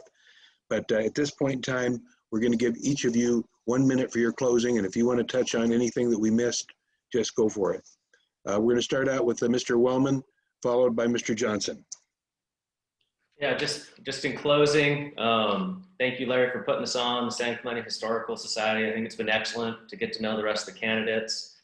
Again, my big platform is being a voice for the people for San Clemente. I love this town as is. I think it's great. I think our city budget's primarily done pretty well. I think the town's managed pretty well. And I just want to keep it a safe place for families, and a place for tourists to come and vacation a little bit, and keep this town just extremely nice, and keep the good thing going that's been started here by Ole Hansen back in the early 1900s. And again, I'm grateful to be a part of this forum with these distinguished gentlemen, and I look for the vote for the San Clemente citizens to be on their council. Thank you. Thank you, Mr. Wellman. Mr. Johnson, followed by Mr. Washington. Thank you very much. And in closing, I just want to reiterate that my platform for running for city council is to protect the natural rights and our basic freedoms and everything that we love here in San Clemente. Going to the beach, going to dinner with our grandparents, making a living to provide for our family, owning a business. And there's a lot of threats that are here in San Clemente with the homelessness and outside government. So my platform is keeping outside politics and outside interests out of San Clemente. And I thank you very much for your time, and I look forward to getting to know everyone more, and I hope for your vote. Thank you. Thank you, Mr. Johnson. Mr. Washington, followed by Mr. Duncan. Larry, thank you, the San Clemente Historical Society, for putting this on. The bottom line with me is that I'm running here strictly to serve our community. I get it nowadays, everything is bipartisan, what party you're on. I know we can't say it's nonpartisan, but I put all that aside. The things I'm about, public safety, #1, supporting our small business, the homeless situation we got, the wasteful spending. I want to focus on that and work on that, not what party I'm from. And I want to work together. I want us all to run campaigns where we're not attacked. Our parties aren't attacking other parties, but we run on positive merit on what we plan to bring and just serve from the heart. So all I ask is, I hope the best man wins, woman, and just bring it and just put all your effort into it if you're elected. Thank you. Thank you, Mr. Washington. Mr. Duncan, followed by Mr. Minahan. Well, thanks, Larry. Thanks for having us. Thanks for being flexible and figuring out a way to get this thing done. Really appreciate the opportunity to share our views and to see the other folks here who have been crazy enough to run for office, right? It's a wild ride. Give everybody credit for jumping in. One thing we didn't get to talk about was I have a gateway beautification initiative. I think we can do things to improve those vacant lots that seem to be at every exit in San Clemente. The first thing you see, well, that's not good for local businesses. In addition, making sure that there's something that the citizens of San Clemente can have pride in when people come into the city. So perhaps an arch as you come in El Camino from Capo Beach, something that we can rally around, and in this divisive times, bring everybody together. Well, as a career prosecutor, I think I have the integrity, the experience, and the professionalism to make the city council work for the residents of San Clemente. So I encourage everyone to go to my website, votechrisduncan.com, and follow me on social media at Chris Duncan OC. Thank you, Mr. Duncan. Mr. Minahan, followed by Mr. Hart. Thank you, Larry, and thank you to the Historical Society for bringing this on. I threw my hat in the ring based on some of the things that I'd read by Mr. Raimundo in the paper over the last year, participated in a couple of council meetings, and I think even one of the candidates, the 17 candidates, even put it in their position paper. They said, our city council is dysfunctional. We need to pull it together. We need to look as one team. And over the course of my career, I've helped bring teams together. I've led large teams. Heck, I probably shouldn't be running for city council. I should probably be throwing my hat in the ring for city manager. However, we're here at city council. I'm here to work for this city. I'm looking forward to your support. Please vote by November 3rd. Thank you. Thank you. Mr. Hart and then Mr. Smith.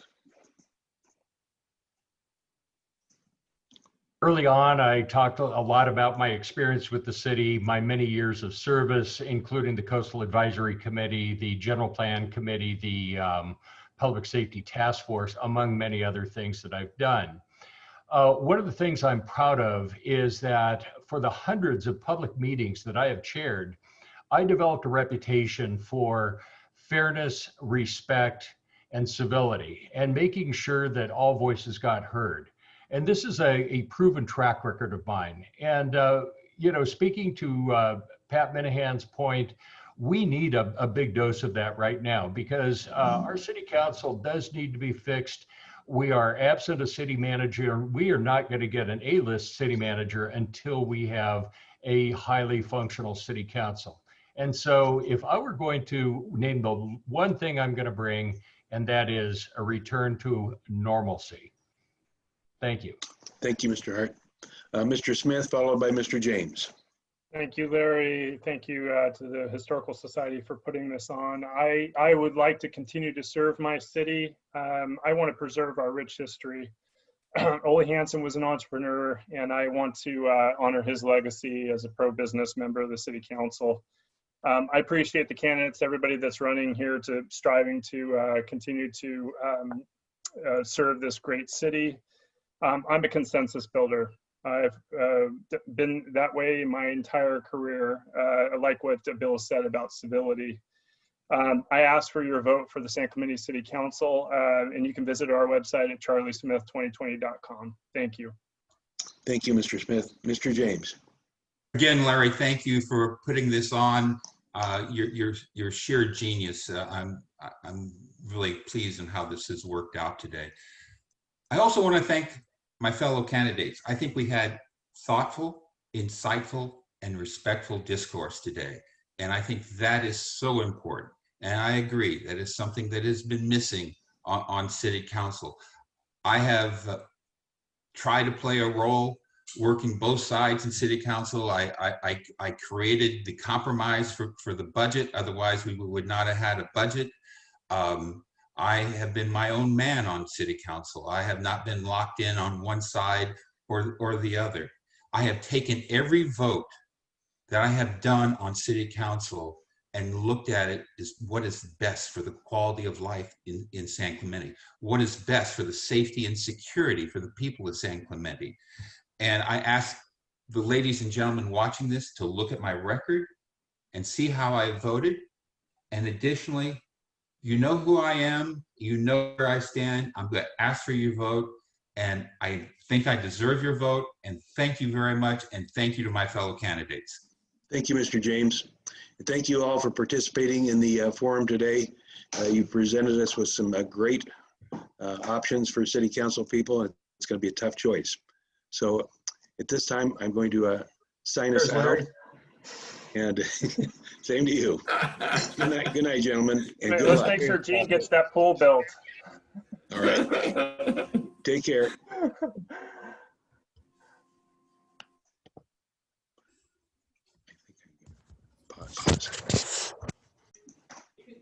Okay, we resumed recording.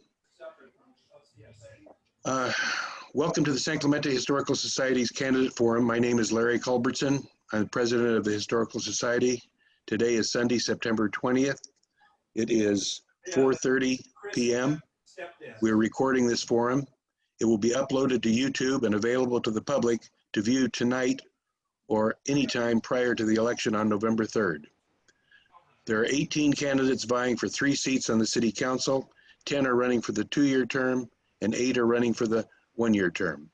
And 1 for the 2-year term. To make the forum more manageable, we have separated the 2 groups. Each group will have 1.5 hours. So you are our second group, the 2-year candidates, and I want to welcome you in reverse alphabetical order. Zen Wu, Donna Vadreen, LaRon Rush, and Jerry Quinlan is not showing up yet. Stephen Knobloch is not either. George Gregory, Jim Dahl, and Tyler Bowden. So due to the large number of candidates, we've kept the response time to just 1 minute. We realize that's a short time, but it's the only way we can pose more than just a few questions. Candidates will be given time for an opening statement and a closing statement. Please do not feel obligated to fill up your entire minute on any given round. The response order to the candidates will be from random order sheets that we prepared in advance. The questions are based on ones submitted from the public. There you are, Jim. Yeah. A 15-second warning, show up, my dear, will indicate you've got 15 seconds left, and then at the end of your 1 minute, a bell. You have to be given time to finish your sentence. Before reading each question, I will tell the first and second speakers the order that they'll be going in. After each speaker, I will announce the next 2 in order. So let's begin.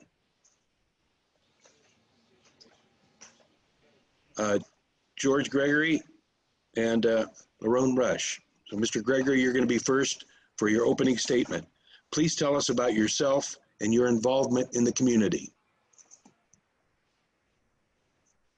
Hi there, I'm George Gregory, 61 years old, moved here in '92. I'm a property owner here at North Beach. Business owner. I'm not happy with our community right now. I see us losing all the time. Every time we turn around, we're losing 100 parking spots to go to the beach. We're losing another parking spot or the character of a neighborhood because of historical designation for HUD projects and stuff in our neighborhoods. Our neighborhoods are packed full of vacation rentalers, which are fine until you get the rowdy bunch of people. And then you get an officer who just wants to refer it to civil courts. Things aren't going right for us. Things aren't going right with the county, and they're not going right with the state. We need to change some zoning, and we need to produce some permits for some of these buildings. Thank you. Thank you, Mr. Gregory. Next will be Mr. Rush, followed by Mr. Bowden. Yeah, hi everybody. My name is LaRon Rush. I'm from San Diego, California. I moved here 5 years ago, and in the community, I work at the store, the grocery store, the Albertsons. So I'm well familiar with all the residents that go there, and they tell me their concerns and what needs to be done, and I talk to them about certain things. And I feel that in the community, we all should just come together, work together, and figure out a platform or a plan to better the community and get things accomplished instead of trying to argue and bicker. Just make things easy, not difficult. But that's about it. Is that it? Thank you, Mr. Rush. Next would be Mr. Bowden, followed by Mr. Dahl. Yes, thank you. And first off, I just want to say thank you to the Historical Society for always providing this platform for the community to get to know their prospective council members. My name is Tyler Bowden, and I first fell in love with San Clemente when I moved here 20 years ago at the age of 12. I went to Bernice Ayer Middle School and San Clemente High School, and then went off to San Diego State, where I eventually served as president and CEO of their student government corporation, representing over 35,000 students. There's a lot of lessons in leadership that I learned in my time at San Diego State, including and especially the importance of servant leadership, collaboration, and consensus building. And I've applied those skills to every leadership role I've taken on since college. I now own and operate my own business in San Clemente, developing solar projects. I've been a leader in the San Clemente Rotary Club for the past 4 years and a leader on the Human Affairs Committee for the past 2 years. And I'm ready to apply my skills to the City Council so that we can right the ship, collaborate, build consensus, and move forward to build a stronger San Clemente. I hope to earn your vote. Thank you. Thank you, Mr. Bowden. Next will be Mr. Dahl, followed by Ms. Vidrine. Thank you, Larry. I'm Jim Dahl, a 55-year resident of San Clemente. My wife and Alice and I have raised 2 children, Jim and Katie, who Jim just retired from the Orange County Sheriff's Department after 32 years. Daughter Ingrid and son-in-law Steve. Ingrid is a HOA administrator, and we have 5 grandchildren and 1 great-grandchild living in San Clemente and Irvine. I retired as a fire captain with the OCFA after 38 years of service in 2009. In 1996, I was elected to the City Council, serving till 2012, and also served as mayor 4 terms. In ensuing years, I've championed your causes with responsible leadership, moving San Clemente forward. I share your concern for the issues that are shaping the future of San Clemente. I have worked to enhance police and fire protection, parks, traffic, historic preservation, water quality, and business opportunity. With the closing of San Clemente Hospital, an emergency room, I work towards its reopening, providing medical services to all San Clemente. During the next 2 years, I'll work with my fellow council members to address fiscal and city management problems that face our city. These issues will continue to guide us in the future. With your vote, I will continue to move San Clemente forward. Thank you, Mr. Dahl. Whoever has the dog, if you can mute your... Mute the dog? Mute the dog, please. If you could mute your screen there, we appreciate it. Thank you. Next will be Ms. Vidrine, followed by Mr. Wu.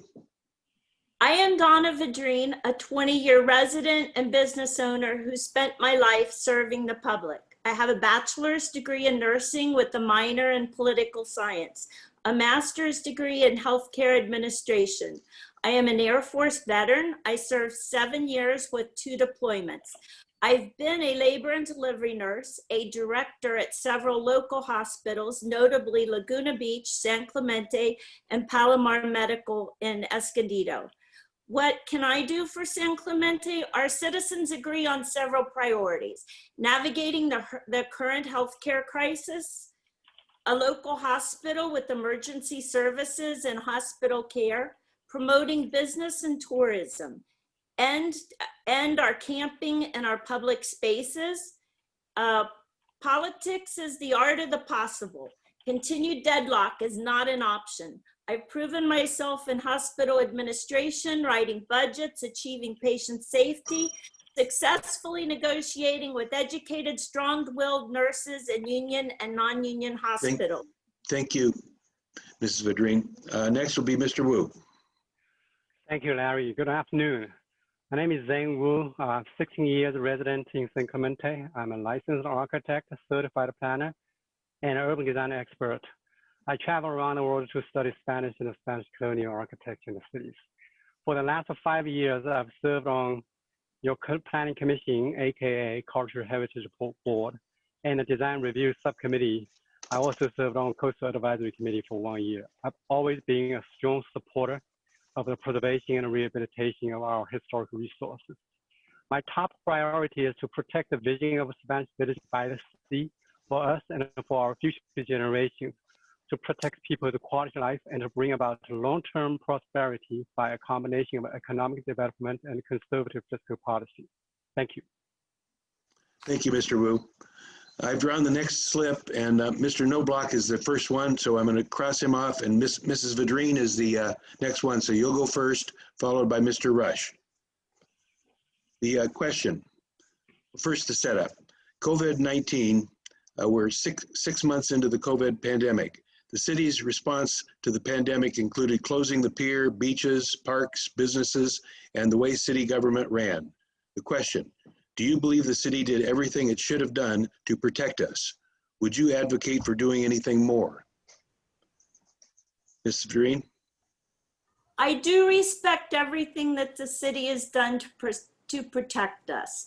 They did follow county and state guidelines, and I think they did very well in that.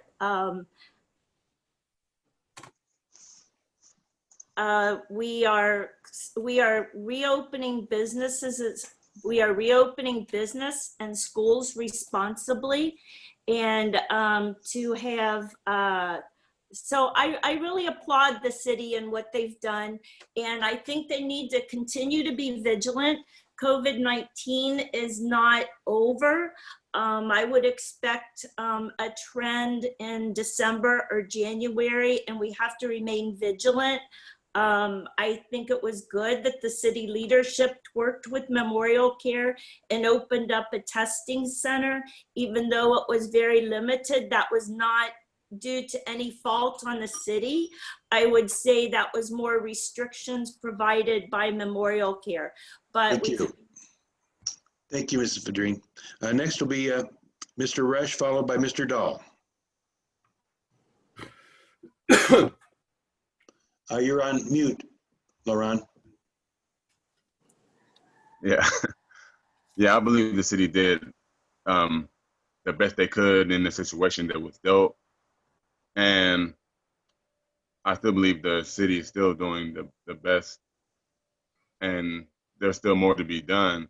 But then again, you have to like put more precautions, and after a while, like open more things up and not be so scared of the pandemic in a sense, and just allow the businesses to reopen and run itself like it's supposed to be ran, not be afraid of COVID, because that's going to pass eventually. And I believe that we all should just be able to go back to normal, and everybody just be safe and careful at the things that they do and wherever they go. Thank you, Mr. Rush. Mr. Dahl, followed by Mr. Wu. COVID-19 has been a real problem. Of course, the difference between federal and state and local regulations have caused confusion for the community and the citizens at large. There's one thing we can all do is wear a mask. As a firefighter for 38 years, I always prided myself on using a breathing apparatus and a N95 mask. We always had the N95 mask in our back pocket of our turnout coats. And when we're on medical aid, we, of course, always worried about communicable diseases. It's really easy, wear a mask, there's nothing to it. There had been some confusion with the city manager and the city council. The city council should set the policy, the city manager should carry it out. In the past situation with COVID-19, the city manager made the decisions without consulting the city council. So it's imperative now to get a city manager that will carry out policy of the city council and not do things on his own. Wear a mask. Thank you, Mr. Dahl. Mr. Wu, followed by Mr. Bowden. Thank you. I think the city has done a fairly good job to this moment. Yes, there are some inconsistencies. Yes, there are some adjustments we need to make, but it's a crisis, so you cannot expect everything to be perfect. The city has hired an economic development officer in a very right timing, and the city has done quite a lot to help our business to get back to our feet. We're in the middle of a health crisis along with economic fallout, so I support proactive measures. I think the city should continue to implement measures based on data and science to further contain the virus. Only then people can safely return to work and the kids can safely go back to school and we can safely come back to our normal lives. Thank you. Thank you, Mr. Wu. Mr. Bowden, followed by Mr. Gregory. Yes, thank you. And first off, I could say that this COVID-19 pandemic has been unprecedented in all of our lifetimes, I believe, and uprooted our lives in different ways throughout this country and throughout the world. And so it's a challenging situation to face by both the city and the city council. I think that the city made a proper decision in moving into a state of lockdown along with the state and implementing the state of emergency, where I could have seen some more opportunity for betterment, I guess, and the city's approach would be in collaboration, both among the council and between the council and the staff. I think that would have allowed us to strategically plan and open up strategy rather than just going back and forth and not being able to get anything done. One example of that, I think, was actually found with the San Clemente Swim Club. The chairman of the San Clemente Swim Club came up with a strategy for reopening their practices by implementing protocols that limited their liability as a club. And I think those types of strategies could have been applied by the city, maybe in more depth or more expanded with all groups. Thank you, Mr. Bowden. Mr. Gregory. Thank you, Larry. Anyways, all we need to do is wear masks and we can open back up. Unfortunately, our governor is sitting on 50 million of them and he's hoarding them. It's a good thing this disaster wasn't cesium or anthrax, but it's the coronavirus. This virus is hurting a lot of people, and a lot of young people I see walking around aren't wearing masks. The problem is that they take that home and give it to somebody in their household. They could possibly give it to me and I could give it to my elderly mom or something like that. Please cover up. It's a fairly simple process. Like I say, we're very lucky it's not anthrax or cesium where we all needed masks. And it makes me think that maybe our city council needs to work on having a stash of some stuff just for ourselves here, maybe a good pile of blankets and masks and safety glasses, work gloves, shovels, blah, blah, blah. Thank you very much. Thank you, Mr. Gregory. For the next question, the slip indicates Mr. Bowden will go first, Mr. Dahl will go second. This question is regarding the homeless issue. In February, a nonprofit group bought a 10-acre parcel of designated open space on Avenida Pico to build a homeless shelter. The city attempted to buy the property to ensure that it remains open space. Question, do you agree with the decision to buy the property for open space, or should we be supporting the use of the site as a homeless shelter? Do you have any other ideas of how to tackle the homelessness issue? Mr. Bowden? Yes, and first I can say that I do support the purchase of the property as open space. I can also understand the predicament that the Business Park Association is in by having owned that land as a gift for a period of time and having to maintain it, wanting to get rid of it, and not being able to. I personally don't support that space to be used as an emergency shelter. I don't think it's a properly identified space for that use, and I would support it for open space. Thank you, Mr.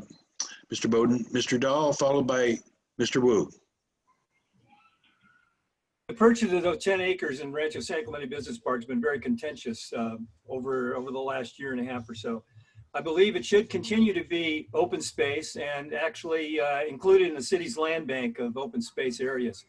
San Clemente has over 50% open space, and as a result of Measure V, it takes a citywide election to change the designation of a piece of property. So I think Measure V isolates us from that unless this homeless advocate network has the money to go to court, and which they probably do, as which they've already won a couple of lawsuits against the city. I don't think it should be used for a homeless shelter.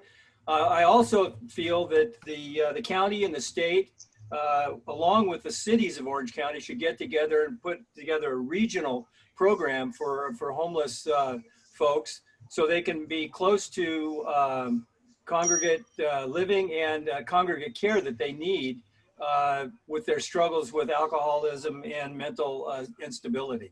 Thank you, Mr. Dahl. Next is Mr. Wu, followed by Mr. Gregory. Thank you. That triangle site is zoned as a private open space, and it should stay as open space. It depends on the situation of the toll road government code amendment effort in the legislature. If we can get that government code amended to state that the toll road will never go through San Clemente, then perhaps we don't have to acquire that land. That land, however, shall not be used as a homeless shelter. Homeless shelter needs a regional solution. And I, as a council member, if elected, I will not allow this to happen. I think actually this site has the potential to be our Plan B hospital site in the future if our hospital doesn't get successfully launched. Thank you. Thank you, Mr. Wu. Mr. Gregory, followed by Mrs. Vidrine. Yeah, if the city could buy that property, I would love to see it. It's very affordable as far as the city budget goes. I can't afford it really.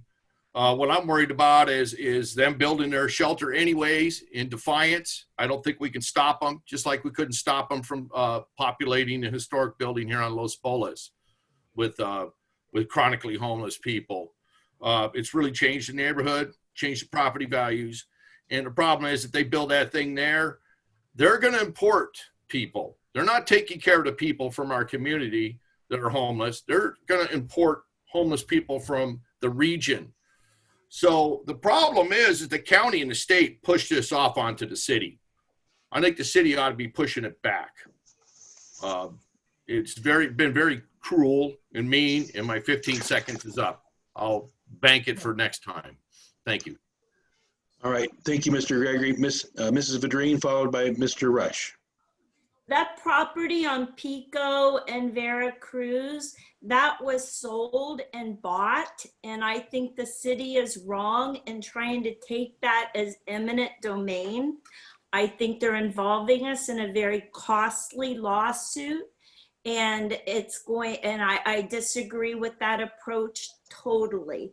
As far as working towards solutions for homeless in San Clemente, I think we need to take responsibility as a city. And I think we need to look at county funds and county programs and work with them. I think we need to look at our sister beach cities and ally with them. But San Clemente needs to take responsibility for homeless in San Clemente before we can ask someone to work with us. I think, let's see, we have community engagement on homeless in San Clemente, and we're looking at programs that have been successful within the past year. And I won't in it, so stay tuned on that one. Thank you, Mrs. Vidrine. Mr. Rush? I agree that the property should have been left as an open space, and for the homeless situation, I think they should build like a shelter that's away from like schools and other areas in isolated areas, so where the council should be able to come up with and everybody agree to take responsibility, because everybody has hard times and everybody need help at some moments in their lives. So that's where I stand with the situation. It's not about anything else. Everybody's a human being, so we all should just come together and help one another. And that's how I feel in my heart. So that's what I believe. Very good. Thank you, Mr. Rush.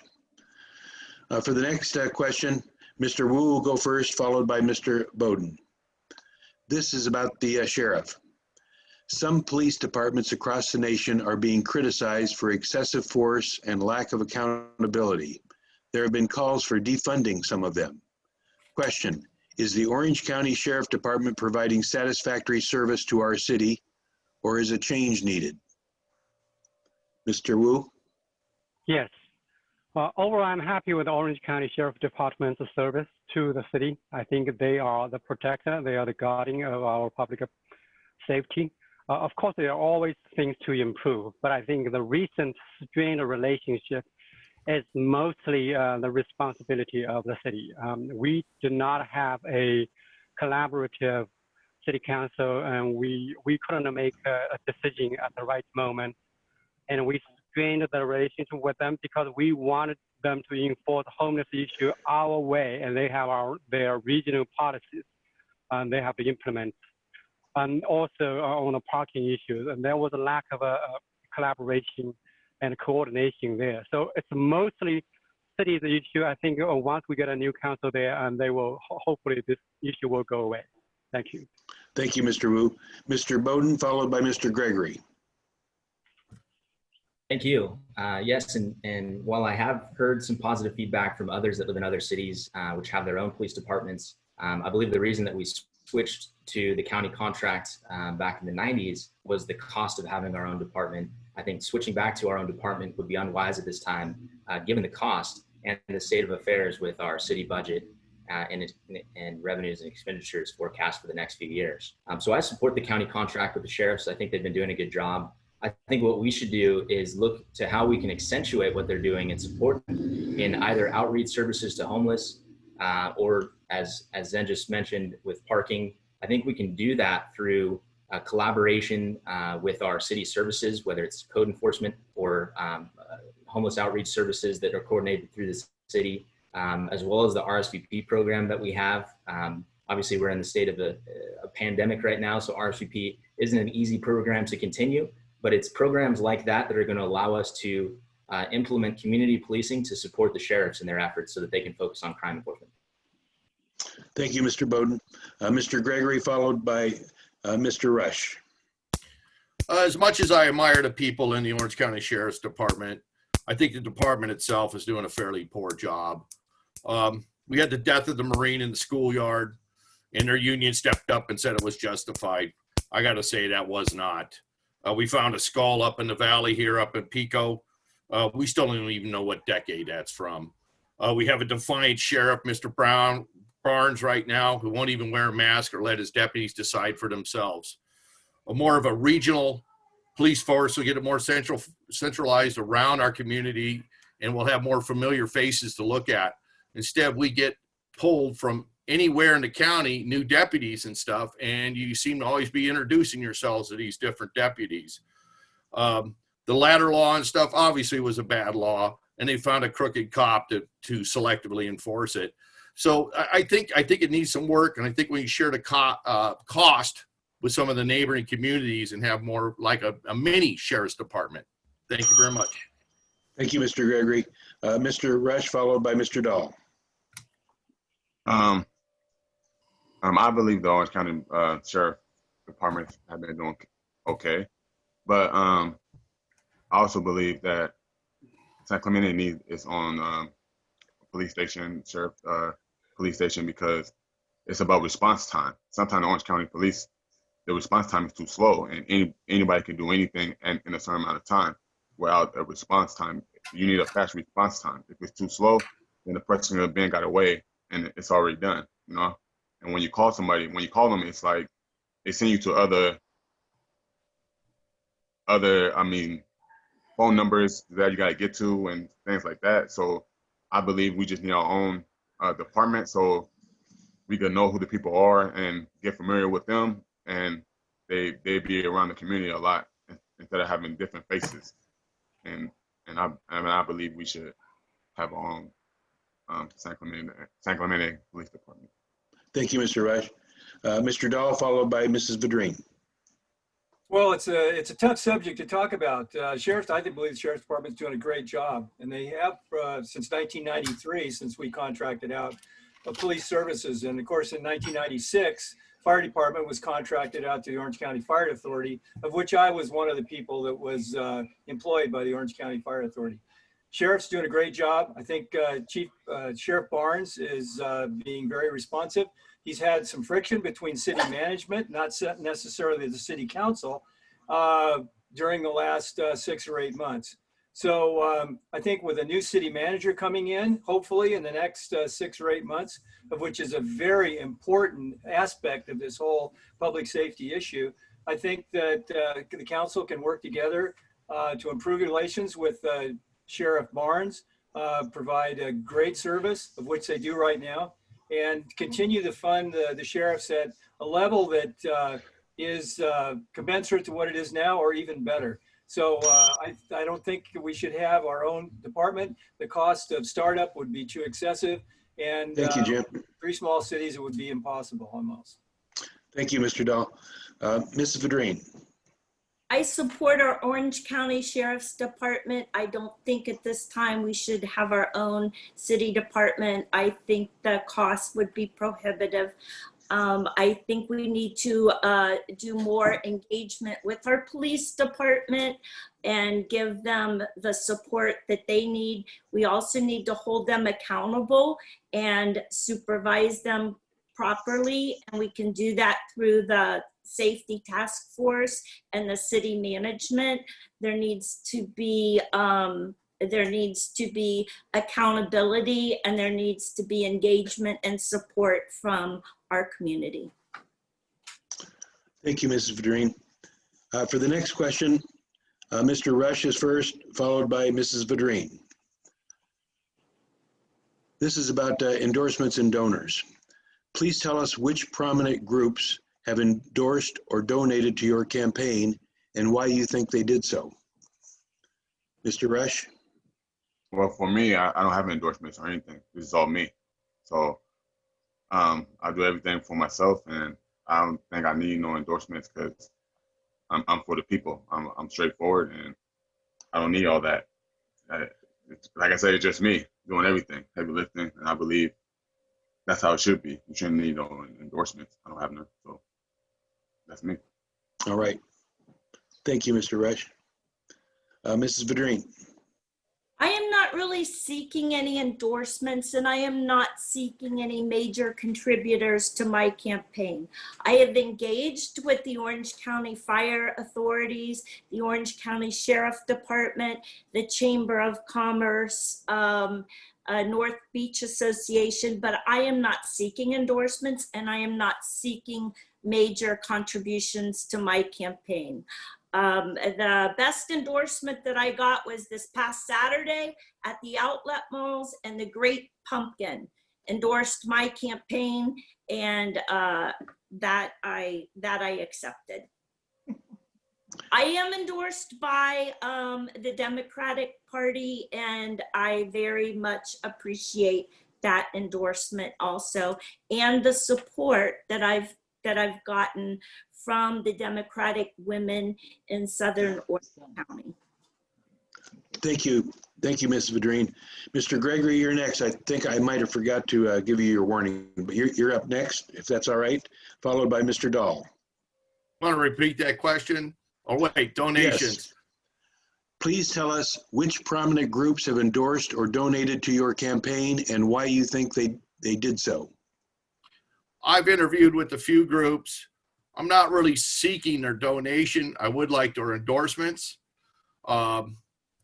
Anyways, the thing is, I'm volunteering for this 2 years to fill in a spot that's missing on our council. I'm hoping to bring some decisions to the council instead of tie after tie after tie. This also means my term will be over as the county seat comes up. I see a lot of corruption in the county, as I do in the city. I see the citizens losing constantly their beach parking, their harbors, the middle of the freeway. The whole idea to get rich now is to get into office and to sell taxpayers' wealth. I don't like it. I don't think it's fair. Now our communities and our departments like HUD and stuff are now abusing neighborhoods like they filled up the historic building here. So anyways, that's my plan, and that's why I picked a 2-year term. Thank you. Thank you, Mr. Gregory. Mr. Dahl, followed by Mr. Wu. I really haven't actively sought endorsements. I've interviewed with the Orange County Sheriff's Association and also with the Chamber of Commerce and with the Orange County Union 3631, of which I was a member of that union. In fact, I was one of the founders of that union at 14 years of service with the Orange County Fire Authority. So I'm really not seeking any. I'm only planning on running for 2 years because the city needs some stability. And an adult on the city council that can bring everybody together. We need a 5-year strategic plan. We need a team building workshop for the city council to get everybody on the same page and moving in the same direction. So as of right now, I'm not really seeking any funds. I'm self-funded. We'll see in the future whether or not anything comes up from the endorsements that I've seen. Thank you. Thank you, Mr. Dahl. Mr. Wu, followed by Mr. Bowden. Thank you. I've interviewed with a few groups, including Housing Orange County, Chamber of Commerce, Firefighter Union, and OCSD Police Officer Union. I haven't received any endorsement from them. I always have the best interest of the community in mind. So I will not say anything to try to please people to get their endorsement or support. The real endorsement I'm seeking is the people of San Clemente. I will focus on the issue and do not align myself with any special interest. Thank you. Thank you, Mr. Wu. Mr. Bowden.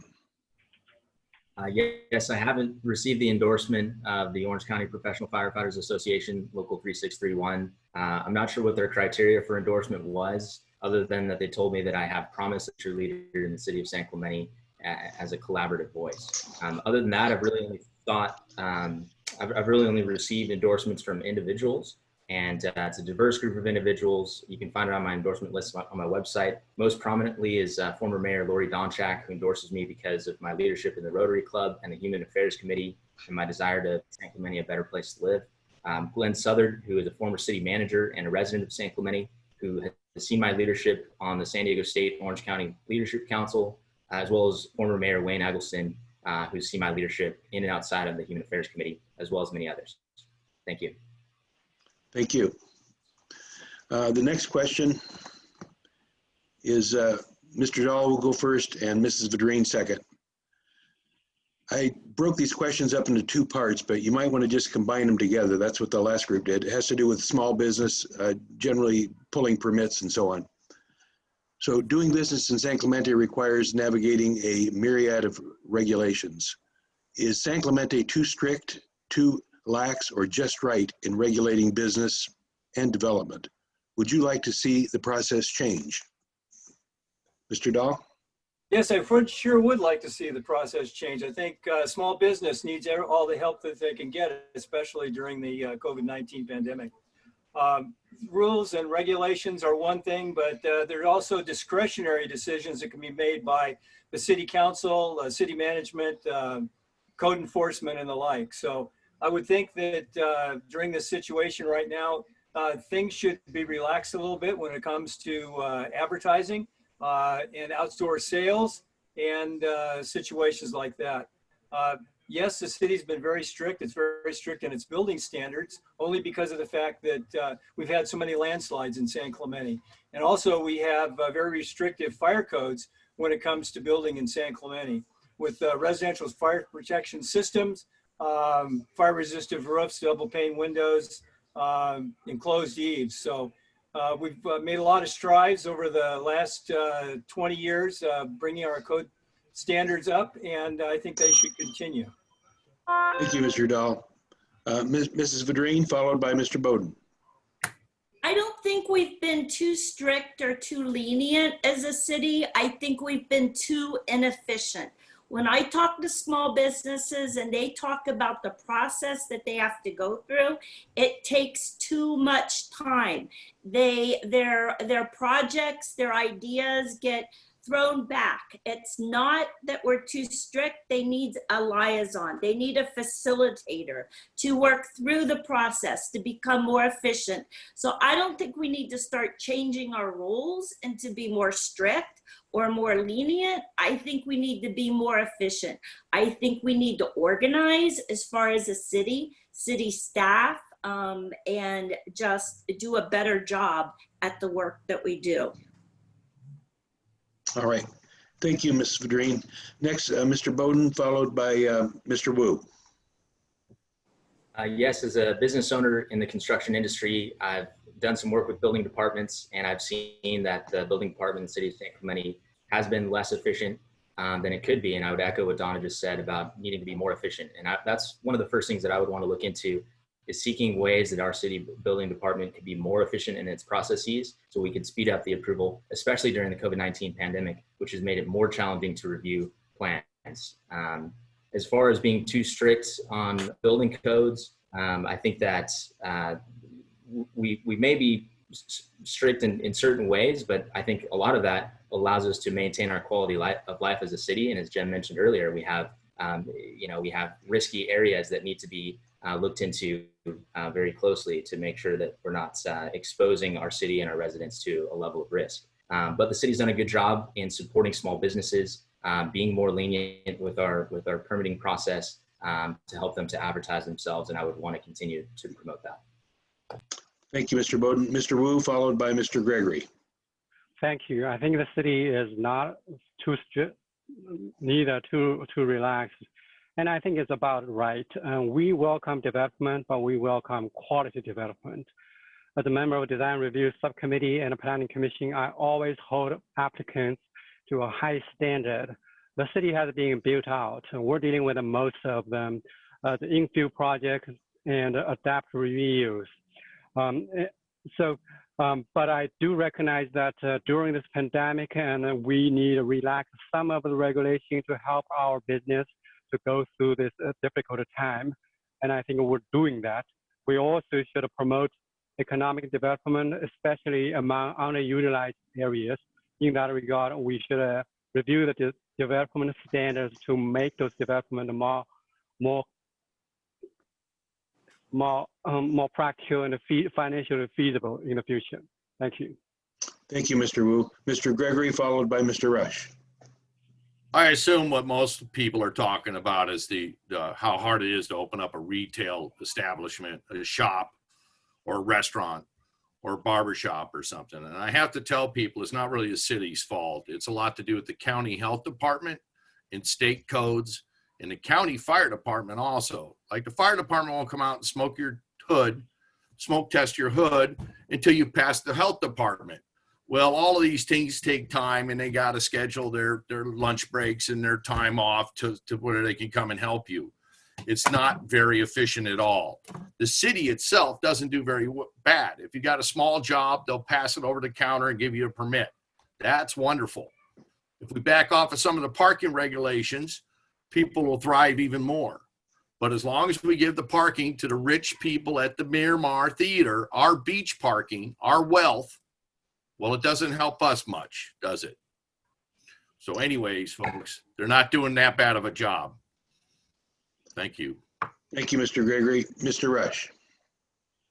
Yeah, I think the San Clemente has been doing a good job with the small businesses. I think they need to ease on the regulations because like everybody's saying, the pandemic, and let people be able to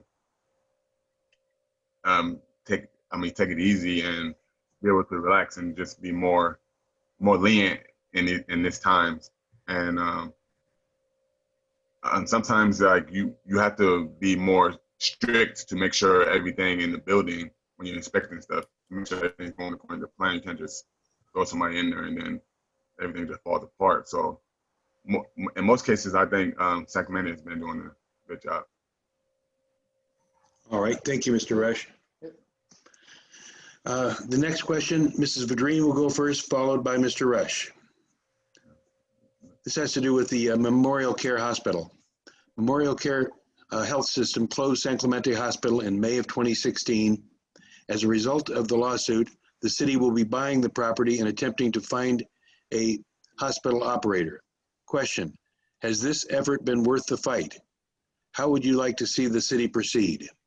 Mrs. Vadrine? I think we need to move forward. I don't think we need to look in the past and rehash what's been done with Memorial Care. I fully support our city going forth, taking eminent domain, buying that property, and working with Palomar Medical Center or any interested serious contender to get us a community hospital. San Clemente needs emergency services and we need hospital care. So let's just move forward, do it very professionally, very efficiently, work and get the job done as soon as possible. We can start with reopening the hospital, giving us emergency services, hospital care, and then looking to see what services are a best match for our city and our community. It can be maternity services for the low-risk young families in town. It can be rehab services for the elderly. And time is up. Thank you, Mrs. Vadrine. Mr. Rush. Yes, I agree with everything Donna Vadine said. Like, we do, San Clemente need a hospital. Like, the past is the past. It's time to move forward and just put a hospital there so everybody could go and have a hospital in the community. So everybody just go there and not have to go somewhere else.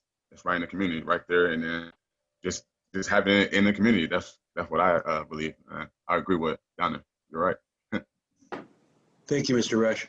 I think I goofed again. Mr. Wu, you're up next, followed by Mr. Dahl. Thank you. The distance between our hospital site to Mission Hospital is about 9 miles. If you live in southwest San Clemente or the tip of northeast of Talega, your trip to Mission Hospital is about 20 minutes. In case of a heart attack or your chance of survival is grim. So I understand people want a hospital. I'm part of that unanimous vote to rezone the hospital site to have the emergency room. That decision was upheld by the court. However, by this December, we're going to exhaust the 18 months to look for a new operator. So whether we reopen it or not, it's all up to the people. If the survey comes back to be close to that 67% threshold, I will support to put it on a ballot. Let the people to decide. If the survey is off, then I will not waste our money and time to go forward. In that case, then the only way moving forward is to reverse the rezoning and let the hospital do what they wanted. Thank you. Thank you, Mr. Wu. Mr. Dahl, followed by Mr. Gregory. Well, as a firefighter in San Clemente, I took the first patient to the San Clemente emergency room in the early 1970s. There's no question that we need a hospital in San Clemente, and there's quite different ways of doing it. First of all, with Memorial Care, with another provider to reopen the hospital. The emergency room is up to date. The emergency room will not need a lot of work to be brought back to life. The rest of the hospital will need a lot of work because of its state of disrepair, but they've been, of course, maintaining it over the years. There's an opportunity of maybe creating a hospital district, which would include San Clemente, Dana Point, and San Juan Capistrano, to be able to fund a hospital and attract a provider. As I said, the ER is up to date. I think travel times to Mission are too great. And as a firefighter and EMT, I've noticed it firsthand. So with the closing of the hospital, it was a bad situation for San Clemente, and consequently, it should be reopened. Thank you, Mr. Dahl. Next, Mr. Gregory. Yeah, our EMTs are out of pocket. In other words, out of the city for way too long when they go to Mission or to Laguna Beach to drop off a patient. We need another EMT in town now. We can do that now. A hospital or refitting the old hospital is going to take years. So we can get an EMT here now. The problem is it's always got to have an engine. And, we have a firehouse. We have a firehouse right now. So the thing is, we need another engine company, I guess, because we got to have an engine with all EMTs to service our community.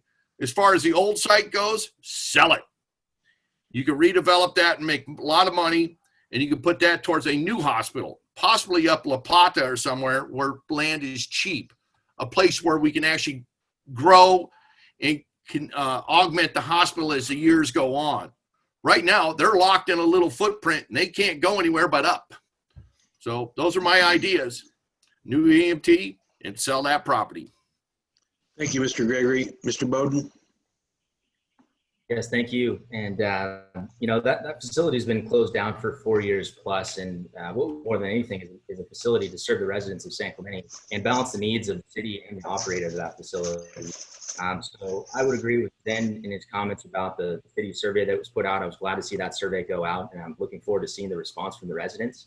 And I look forward to balancing that response with the proposals of the hospital operators, as well as the needs of the city. And if it needs to go to a vote of the city in order to move this thing forward, we can see what the residents truly want with a vote of the city. You know, we really just need to get moving on this project so that facility can be operating as quickly as possible. All right, thank you, Mr. Bowden. The next question has to do with housing. The state keeps pushing San Clemente to build more affordable housing. Our city has pushed back against the number of units that may be required. Question, is it right to push back against those numbers? Should we be trying to build more affordable housing? I'm sorry, Mr. Gregory, you get to go first, followed by Mr. Wu. Should we be building more affordable housing? Well, yeah, we should be. As a matter of fact, I'm trying to build affordable housing, but I can't come up with a parking count. They want 2 guest parking spots. For who? The Miramar Theater? Some ambiguous person walking down the street? The thing is this property has what should be a parking waiver. It has 2-car garages and plenty of what they call non-conforming parking in front of the garages. But we don't look at it that way. It has to be a special spot. Who takes care of that special spot and who's going to monitor it? This has really stopped my little development for 16 years.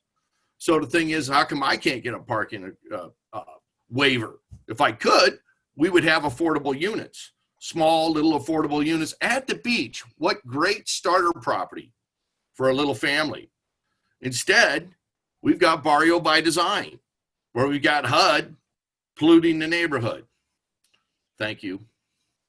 So the question is, the state is pressing us to build more affordable housing, and the city is pushing back. Is it right for the city to push back against those numbers? Or should we be trying harder to build more affordable housing? Mr. Wu, followed by Mr. Bowden. Thank you. I support affordable housing. I support a housing policy to accommodate more working class and affordable housing to satisfy the new state mandate on regional housing need allocation. Various incentives may be provided to make it easier to build them. With deregulation, housing development, including affordable housing, we will increase the local housing stock for working class, decrease daily commuting, thereby alleviating traffic and provide more choices for first-time home buyers. This also could lower the risk of homelessness caused by temporary financial difficulties experienced by some families. As far as the tug of war between the local and the state has the power. Local police power comes from the state, so if the state has been very aggressive to push affordable housing, on specific issues, I would support to regain more local control. But overall, I think we should work more proactively to advance for affordable housing issues. Thank you. Thank you, Mr. Wu. Mr. Bowden, followed by Mrs. Vidrine. Yes, thank you. And the matter, as it was mentioned earlier, is San Clemente is generally fully built out. So it's a challenge to look into any type of development at this point other than redevelopment. However, I do think that adding more affordable housing to San Clemente is a good idea. I also think that there is housing that could qualify as affordable housing that isn't being registered as affordable housing right now. And so we should start to get creative in qualifying housing that's already being offered affordably as affordable housing so that the workforce in San Clemente is able to be housed and credibly housed in this city to be able to live and work. We've done a pretty good job, I think, in developing affordable projects in the past with Mendocino Apartments, Cotton's Point, and others. And when the in lieu fee fund grows to a certain point that we're able to work with a developer to implement a development like that, I think it's a good idea when we're able to. But as I mentioned, development is tough with a city that's fully built out. So we need to start getting creative with that. Thank you, Mr. Bowden. Mrs. Vidrine, followed by Mr. Rush.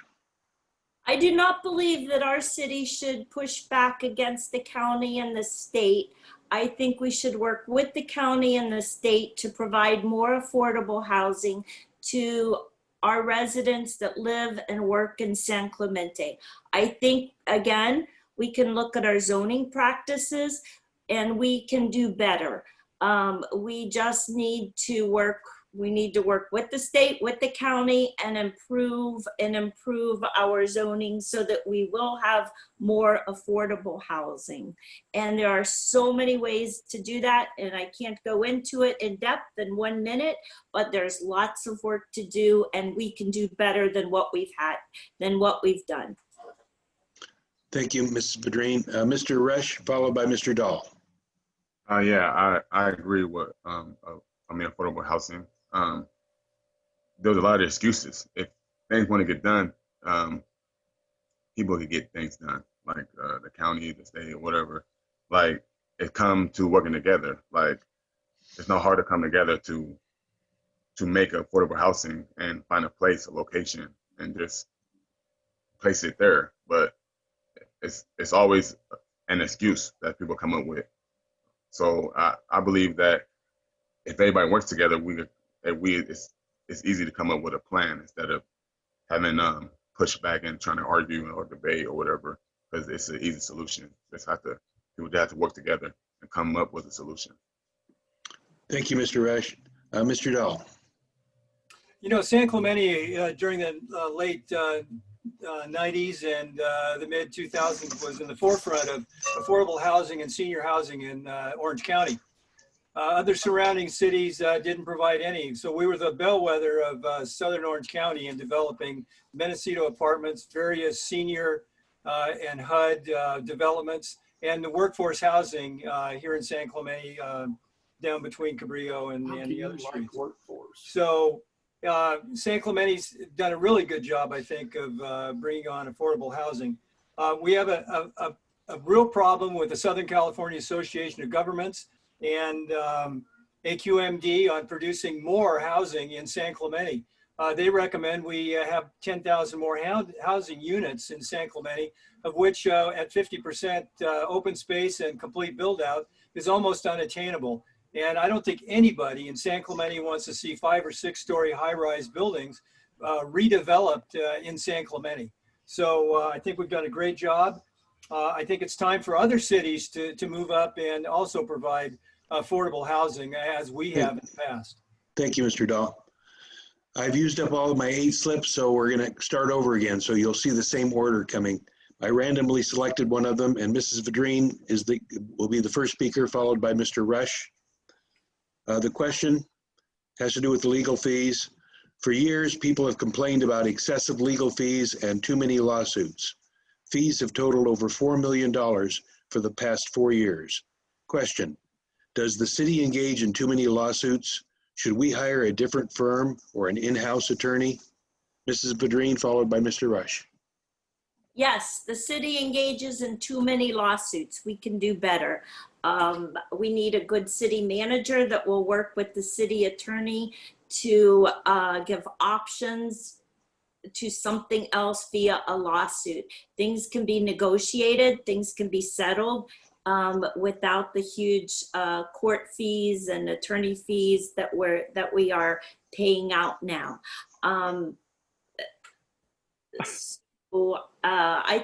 One example is with the Emergency Shelter Coalition and taking them to court for that property at Pico and Veracruz.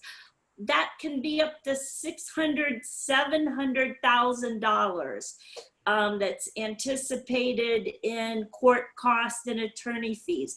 The property sold for $20,000.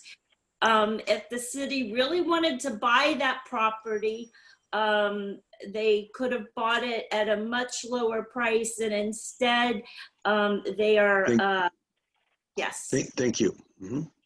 Thank you, Ms. Vedrine. Mr. Rush? Repeat the question. Yes. The legal fees. Does the city engage in too many lawsuits? Should we hire a different firm or an in-house attorney?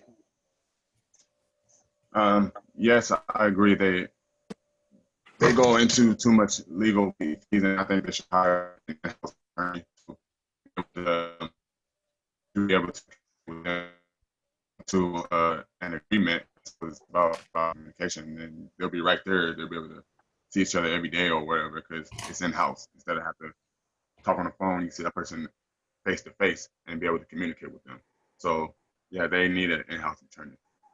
I agree with that. Thank you, Mr. Rush.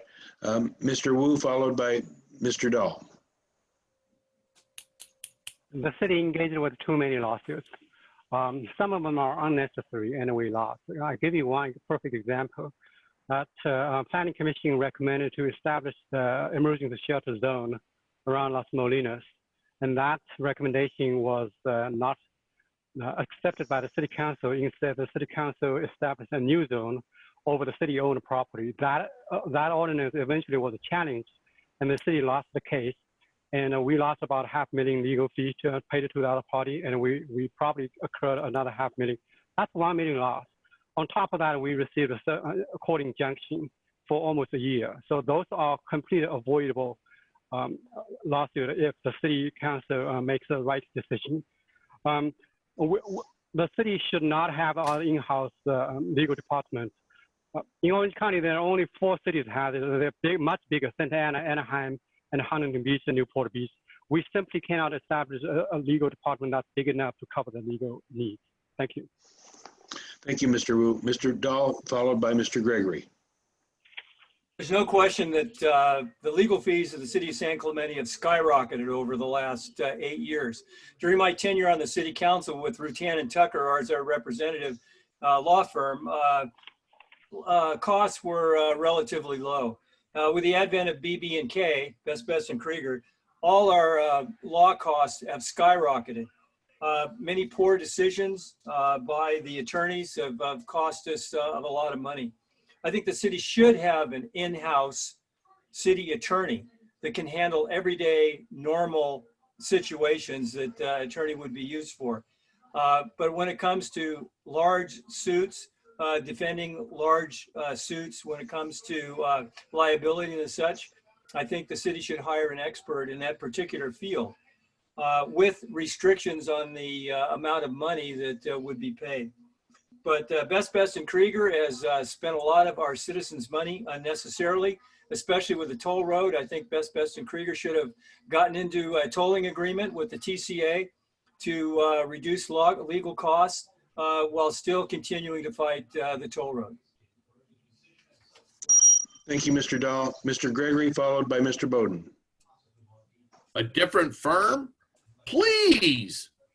This city seems to pull a lawyer or a consultant like a gun. My gosh. Anyways, the thing is, our lawyers too sit there and they watch what's going on and they don't say a word and they just let it happen. We have people, the hypocrisy is something else in this town. Oh, I'm for workforce housing, but you can't have a ladder on your truck. So he should have realized that's a violation right there. Does he step up to the plate? No, he's looking for the big dough. He's looking for the TCA. He's looking for the hospital. He's playing us like a fiddle. You got to get rid of this guy. Get a new guy, get him in-house or whatever, but you got to get rid of him. Thank you. Thank you, Mr. Gregory. Mr. Bowden. Yeah, there's no question that our legal fees over the past several years have been astronomical, too high, and some of that could have been avoided. Some of that was to protect the quality of life of the residents of San Clemente. In one case, protecting us against the toll roads trying to cut through San Clemente. But in many other cases, I think it could have been avoided through collaboration among the council and the staff to try to look forward and see what litigation we might be subjecting ourselves to in our discussions and actions, and trying to avoid that without letting it get to litigation. So that's one thing I think we should really focus on is collaboration. Whether we should transition over to having an in-house attorney, I'm not so sure. My initial impulse is to say that in the same way that implementing our own police department might be more expensive, that could also be more expensive.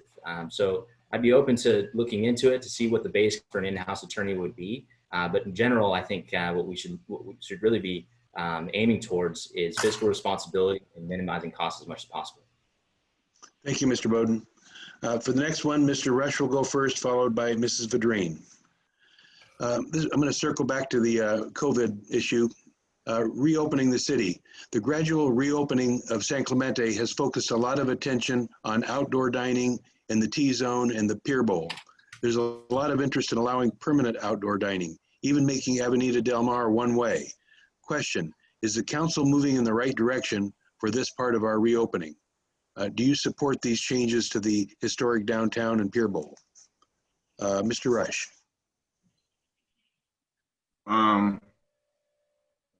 Permitting dining outside, no, I wouldn't agree with that. But I I think because let's say if it rains, we want to sit outside and eat food, or will we? Nah. So they have to come up with a plan to have people go back into the restaurant and be able to eat. And reopening, to me, everything has to reopen, and we figure it out from there, because you can't stay closed or have businesses closed forever, or nothing happens, people be scared. You can't be scared forever. You know what I mean? You got to live your life. You can't just, oh, I'm going to worry about this and that. Now you got to go. You know what I mean? To my understanding, people are going to go. People are going to pass away. That's the way of life. That happens. So we can't do things. We just got to move forward and then figure out what we have to figure out. So, yeah, that's my answer, and I'll stick with that. Thank you, Mr. Rush. Mrs. Vadrine. Larry, that was a very long question. I think I got the gist of it, but could you please repeat it? Yes. Thank you.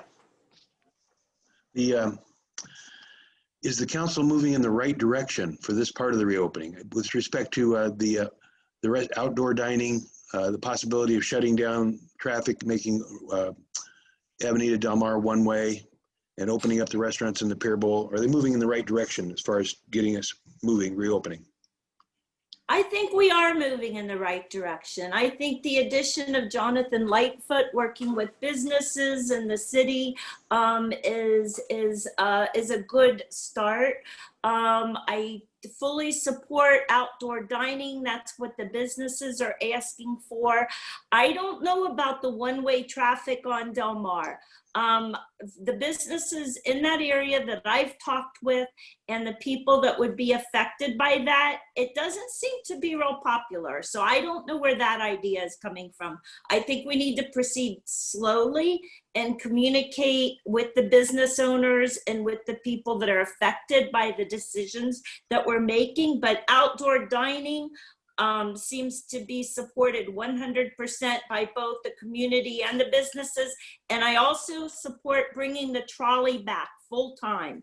That will decrease parking issues. It will increase tourism through the T-zone, through Del Mar. So we have lots of opportunities, but we need to proceed constantly engaging our business owners and the people affected by our decisions. Thank you, Ms. Vadrine. Mr. Gregory, followed by Mr. Dahl.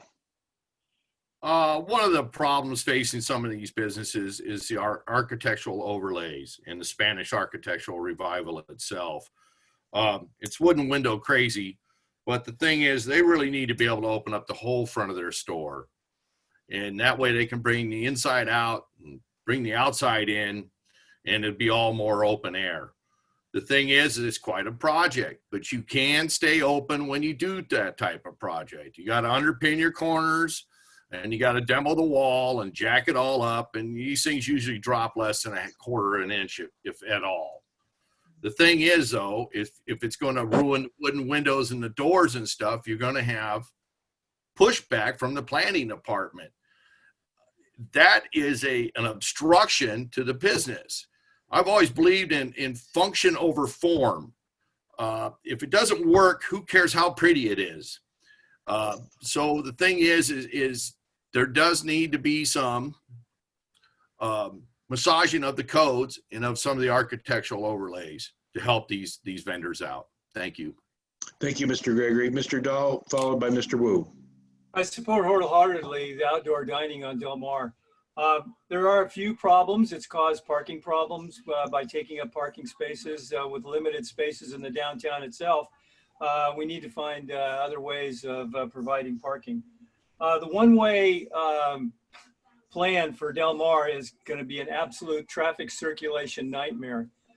First of all, taking Del Mar down and then the corollary streets on either side, Cabrillo and Granada, without traffic lights on El Camino would be an absolute nightmare.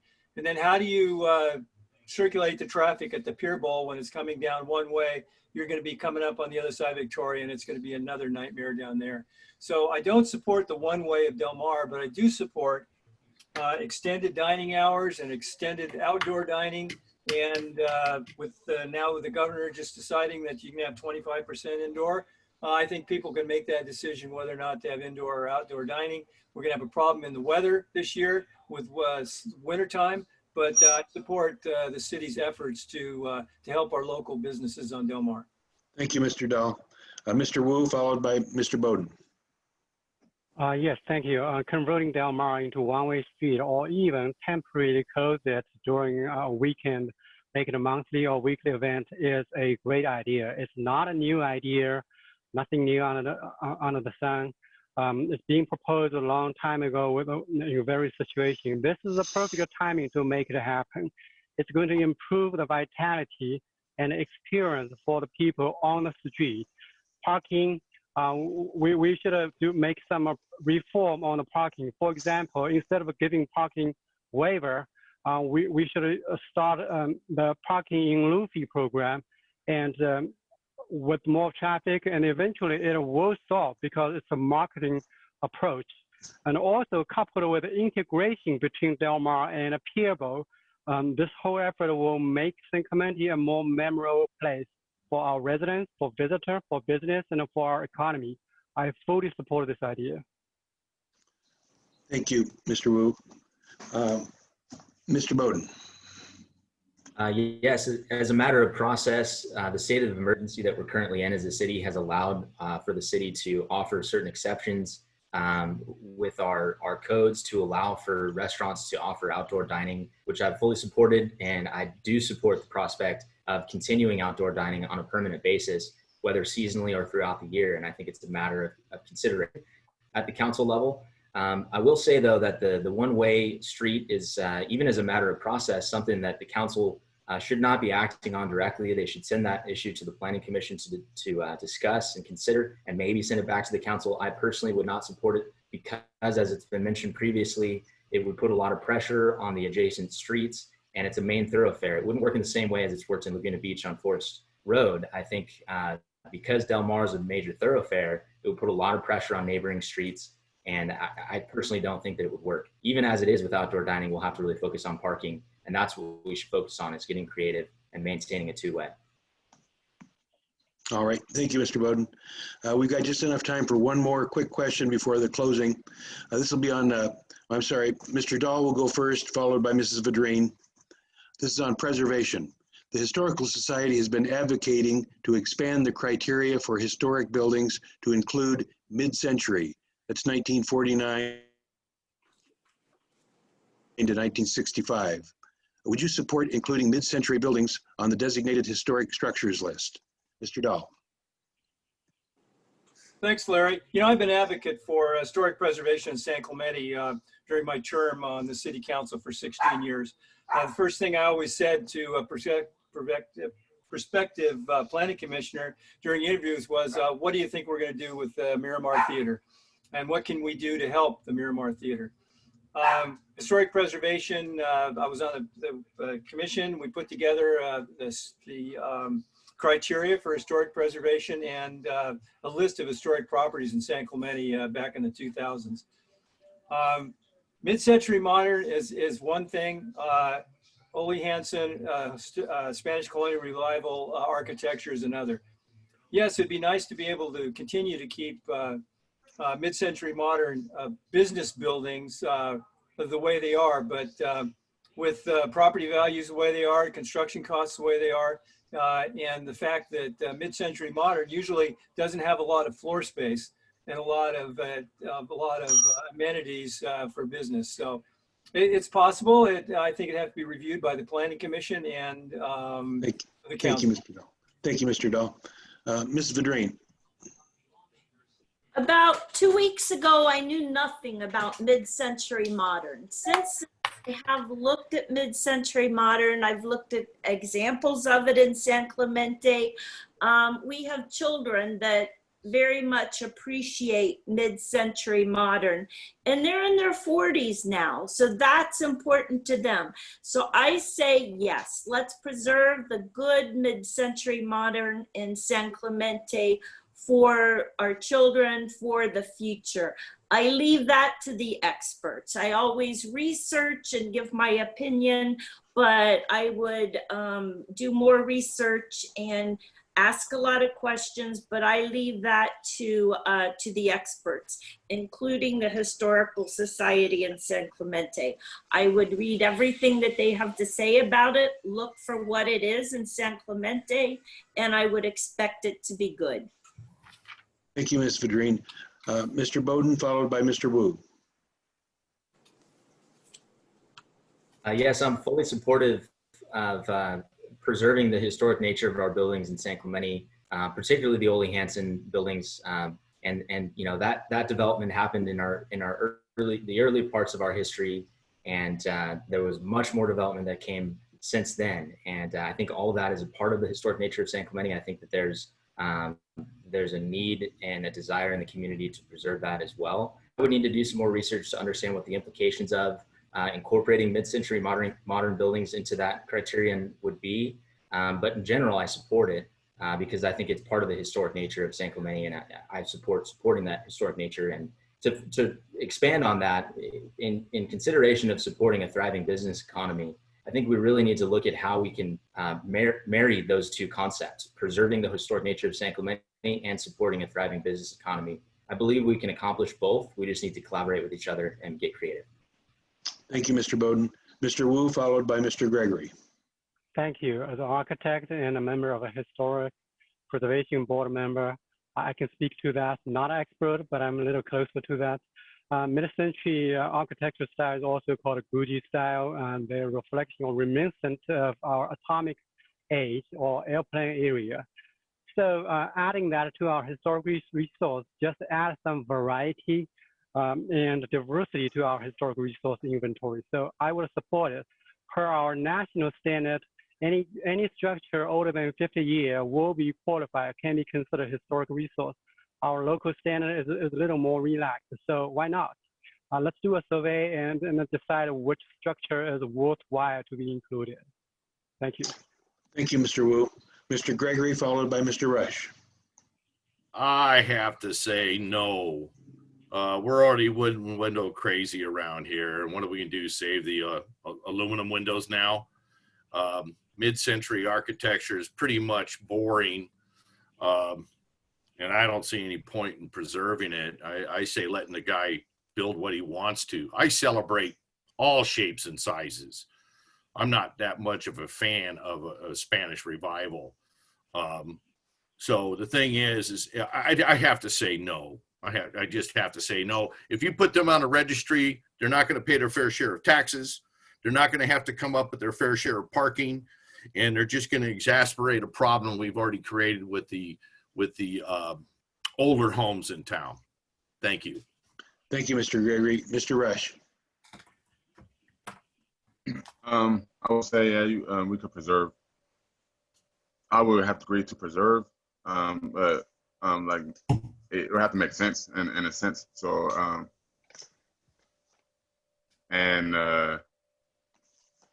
if, like I said, if it makes sense, then you can preserve it. If it don't, then you shouldn't. That's my answer on it. All right. Thank you, Mr. Rush. So it's time for a closing statement. There are other topics that we didn't get to, the city budget, city manager, a lot of other things we could have talked about. So for your closing statement, whatever you want to talk about. Donna Bedreen, you go first, followed by Mr. Rush. 1 minute. Okay, our San Clemente Historical Society has been the major activist for preservation for our city's history. They deserve great credit. With this election, we will have a fresh start. There is serious work to do. My priorities will be hiring a city manager and working with city staff. Work to reopen businesses and schools intelligently, reduce risk and act responsibly. Utilize state programs and funding to fix the homeless problem professionally. Work with our county and ally with our other beach cities to promote action. Maintain vigilance, end the TCA, and force removal of our nuclear waste. There is work to do, and I am ready for the challenge. I will ask for your vote. I will respect you. I will listen to you. I will represent you on San Clemente City Council. I ask for your vote. Vote for Donna Vidrine for San Clemente City Council. Thank you. Thank you, Ms. Vidrine. Mr. Rush, followed by Mr. Dahl. Yes, I'm here for the people and the people of San Clemente. I'm here to listen to you guys. Whatever guys you need done, you come to me and talk to me.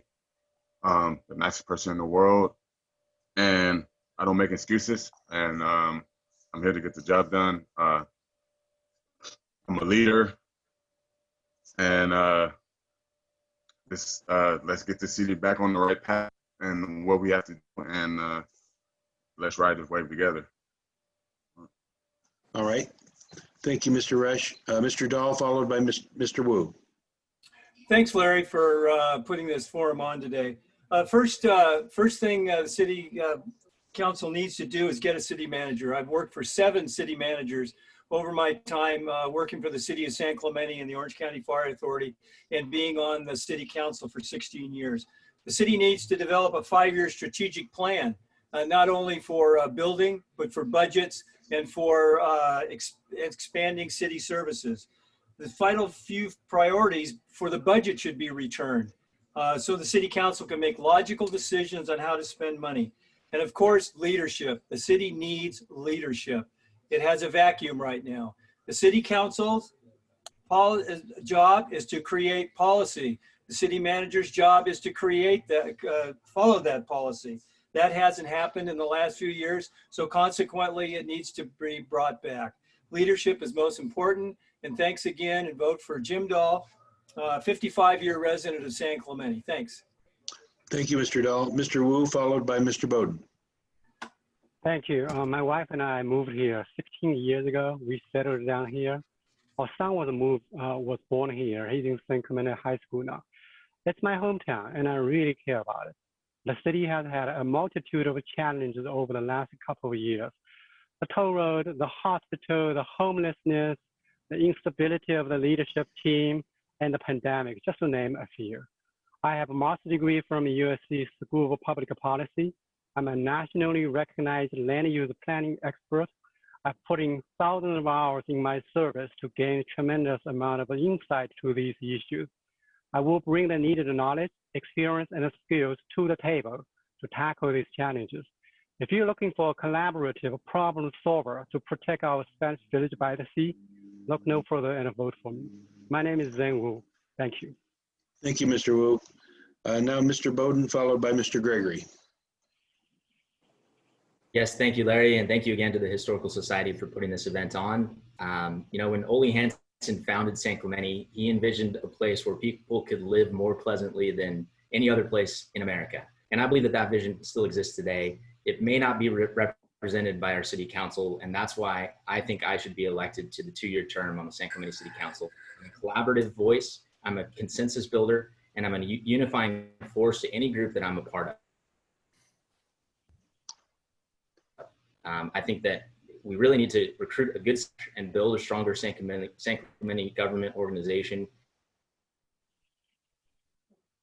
at the council and the staff level.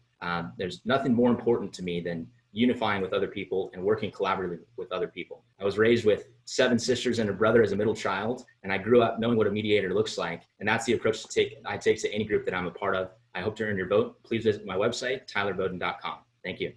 Thank you, Mr. Bowden. Mr. Gregory, you get the last word. Okay. Our most pressing issue is our city manager. We need a city manager who inspires and cultivates ideas with our council, who can coordinate our council and get them all going in one direction. With that, we can get things accomplished. Like selling the hospital sites, not a bad idea if we can get more bang for our buck a little farther inland. Plus, we'll be more centralized with the hospital than off of the 5 freeway. The city manager also will need to attract better companies with more professional employees, people with more disposable income. When we lost the hospital and when we lost the power plant, we lost a lot of high wage earners. We would need to replace that. Lastly, I'm a Parks and Recreation guy. I believe Parks and Recreation creates marketing. I believe it creates synergy for all businesses. Finish the trail. Finish the trail and advertise it. Get rid of racist Ole Hansen and advertise it. Show them we are progressive. Show them we are willing to change. Show them we're a great place to be and visit. Thank you very much. I'm George Gregory. Thank you, Mr. Gregory. Thanks to one and all of you. You all did a fantastic job, and best of luck to all of you. We'll have this uploaded by tonight, so your friends will all be able to see it. Oh, Thank you, Larry. Yes. Thank you, one and all. Good night. Gary. Good night.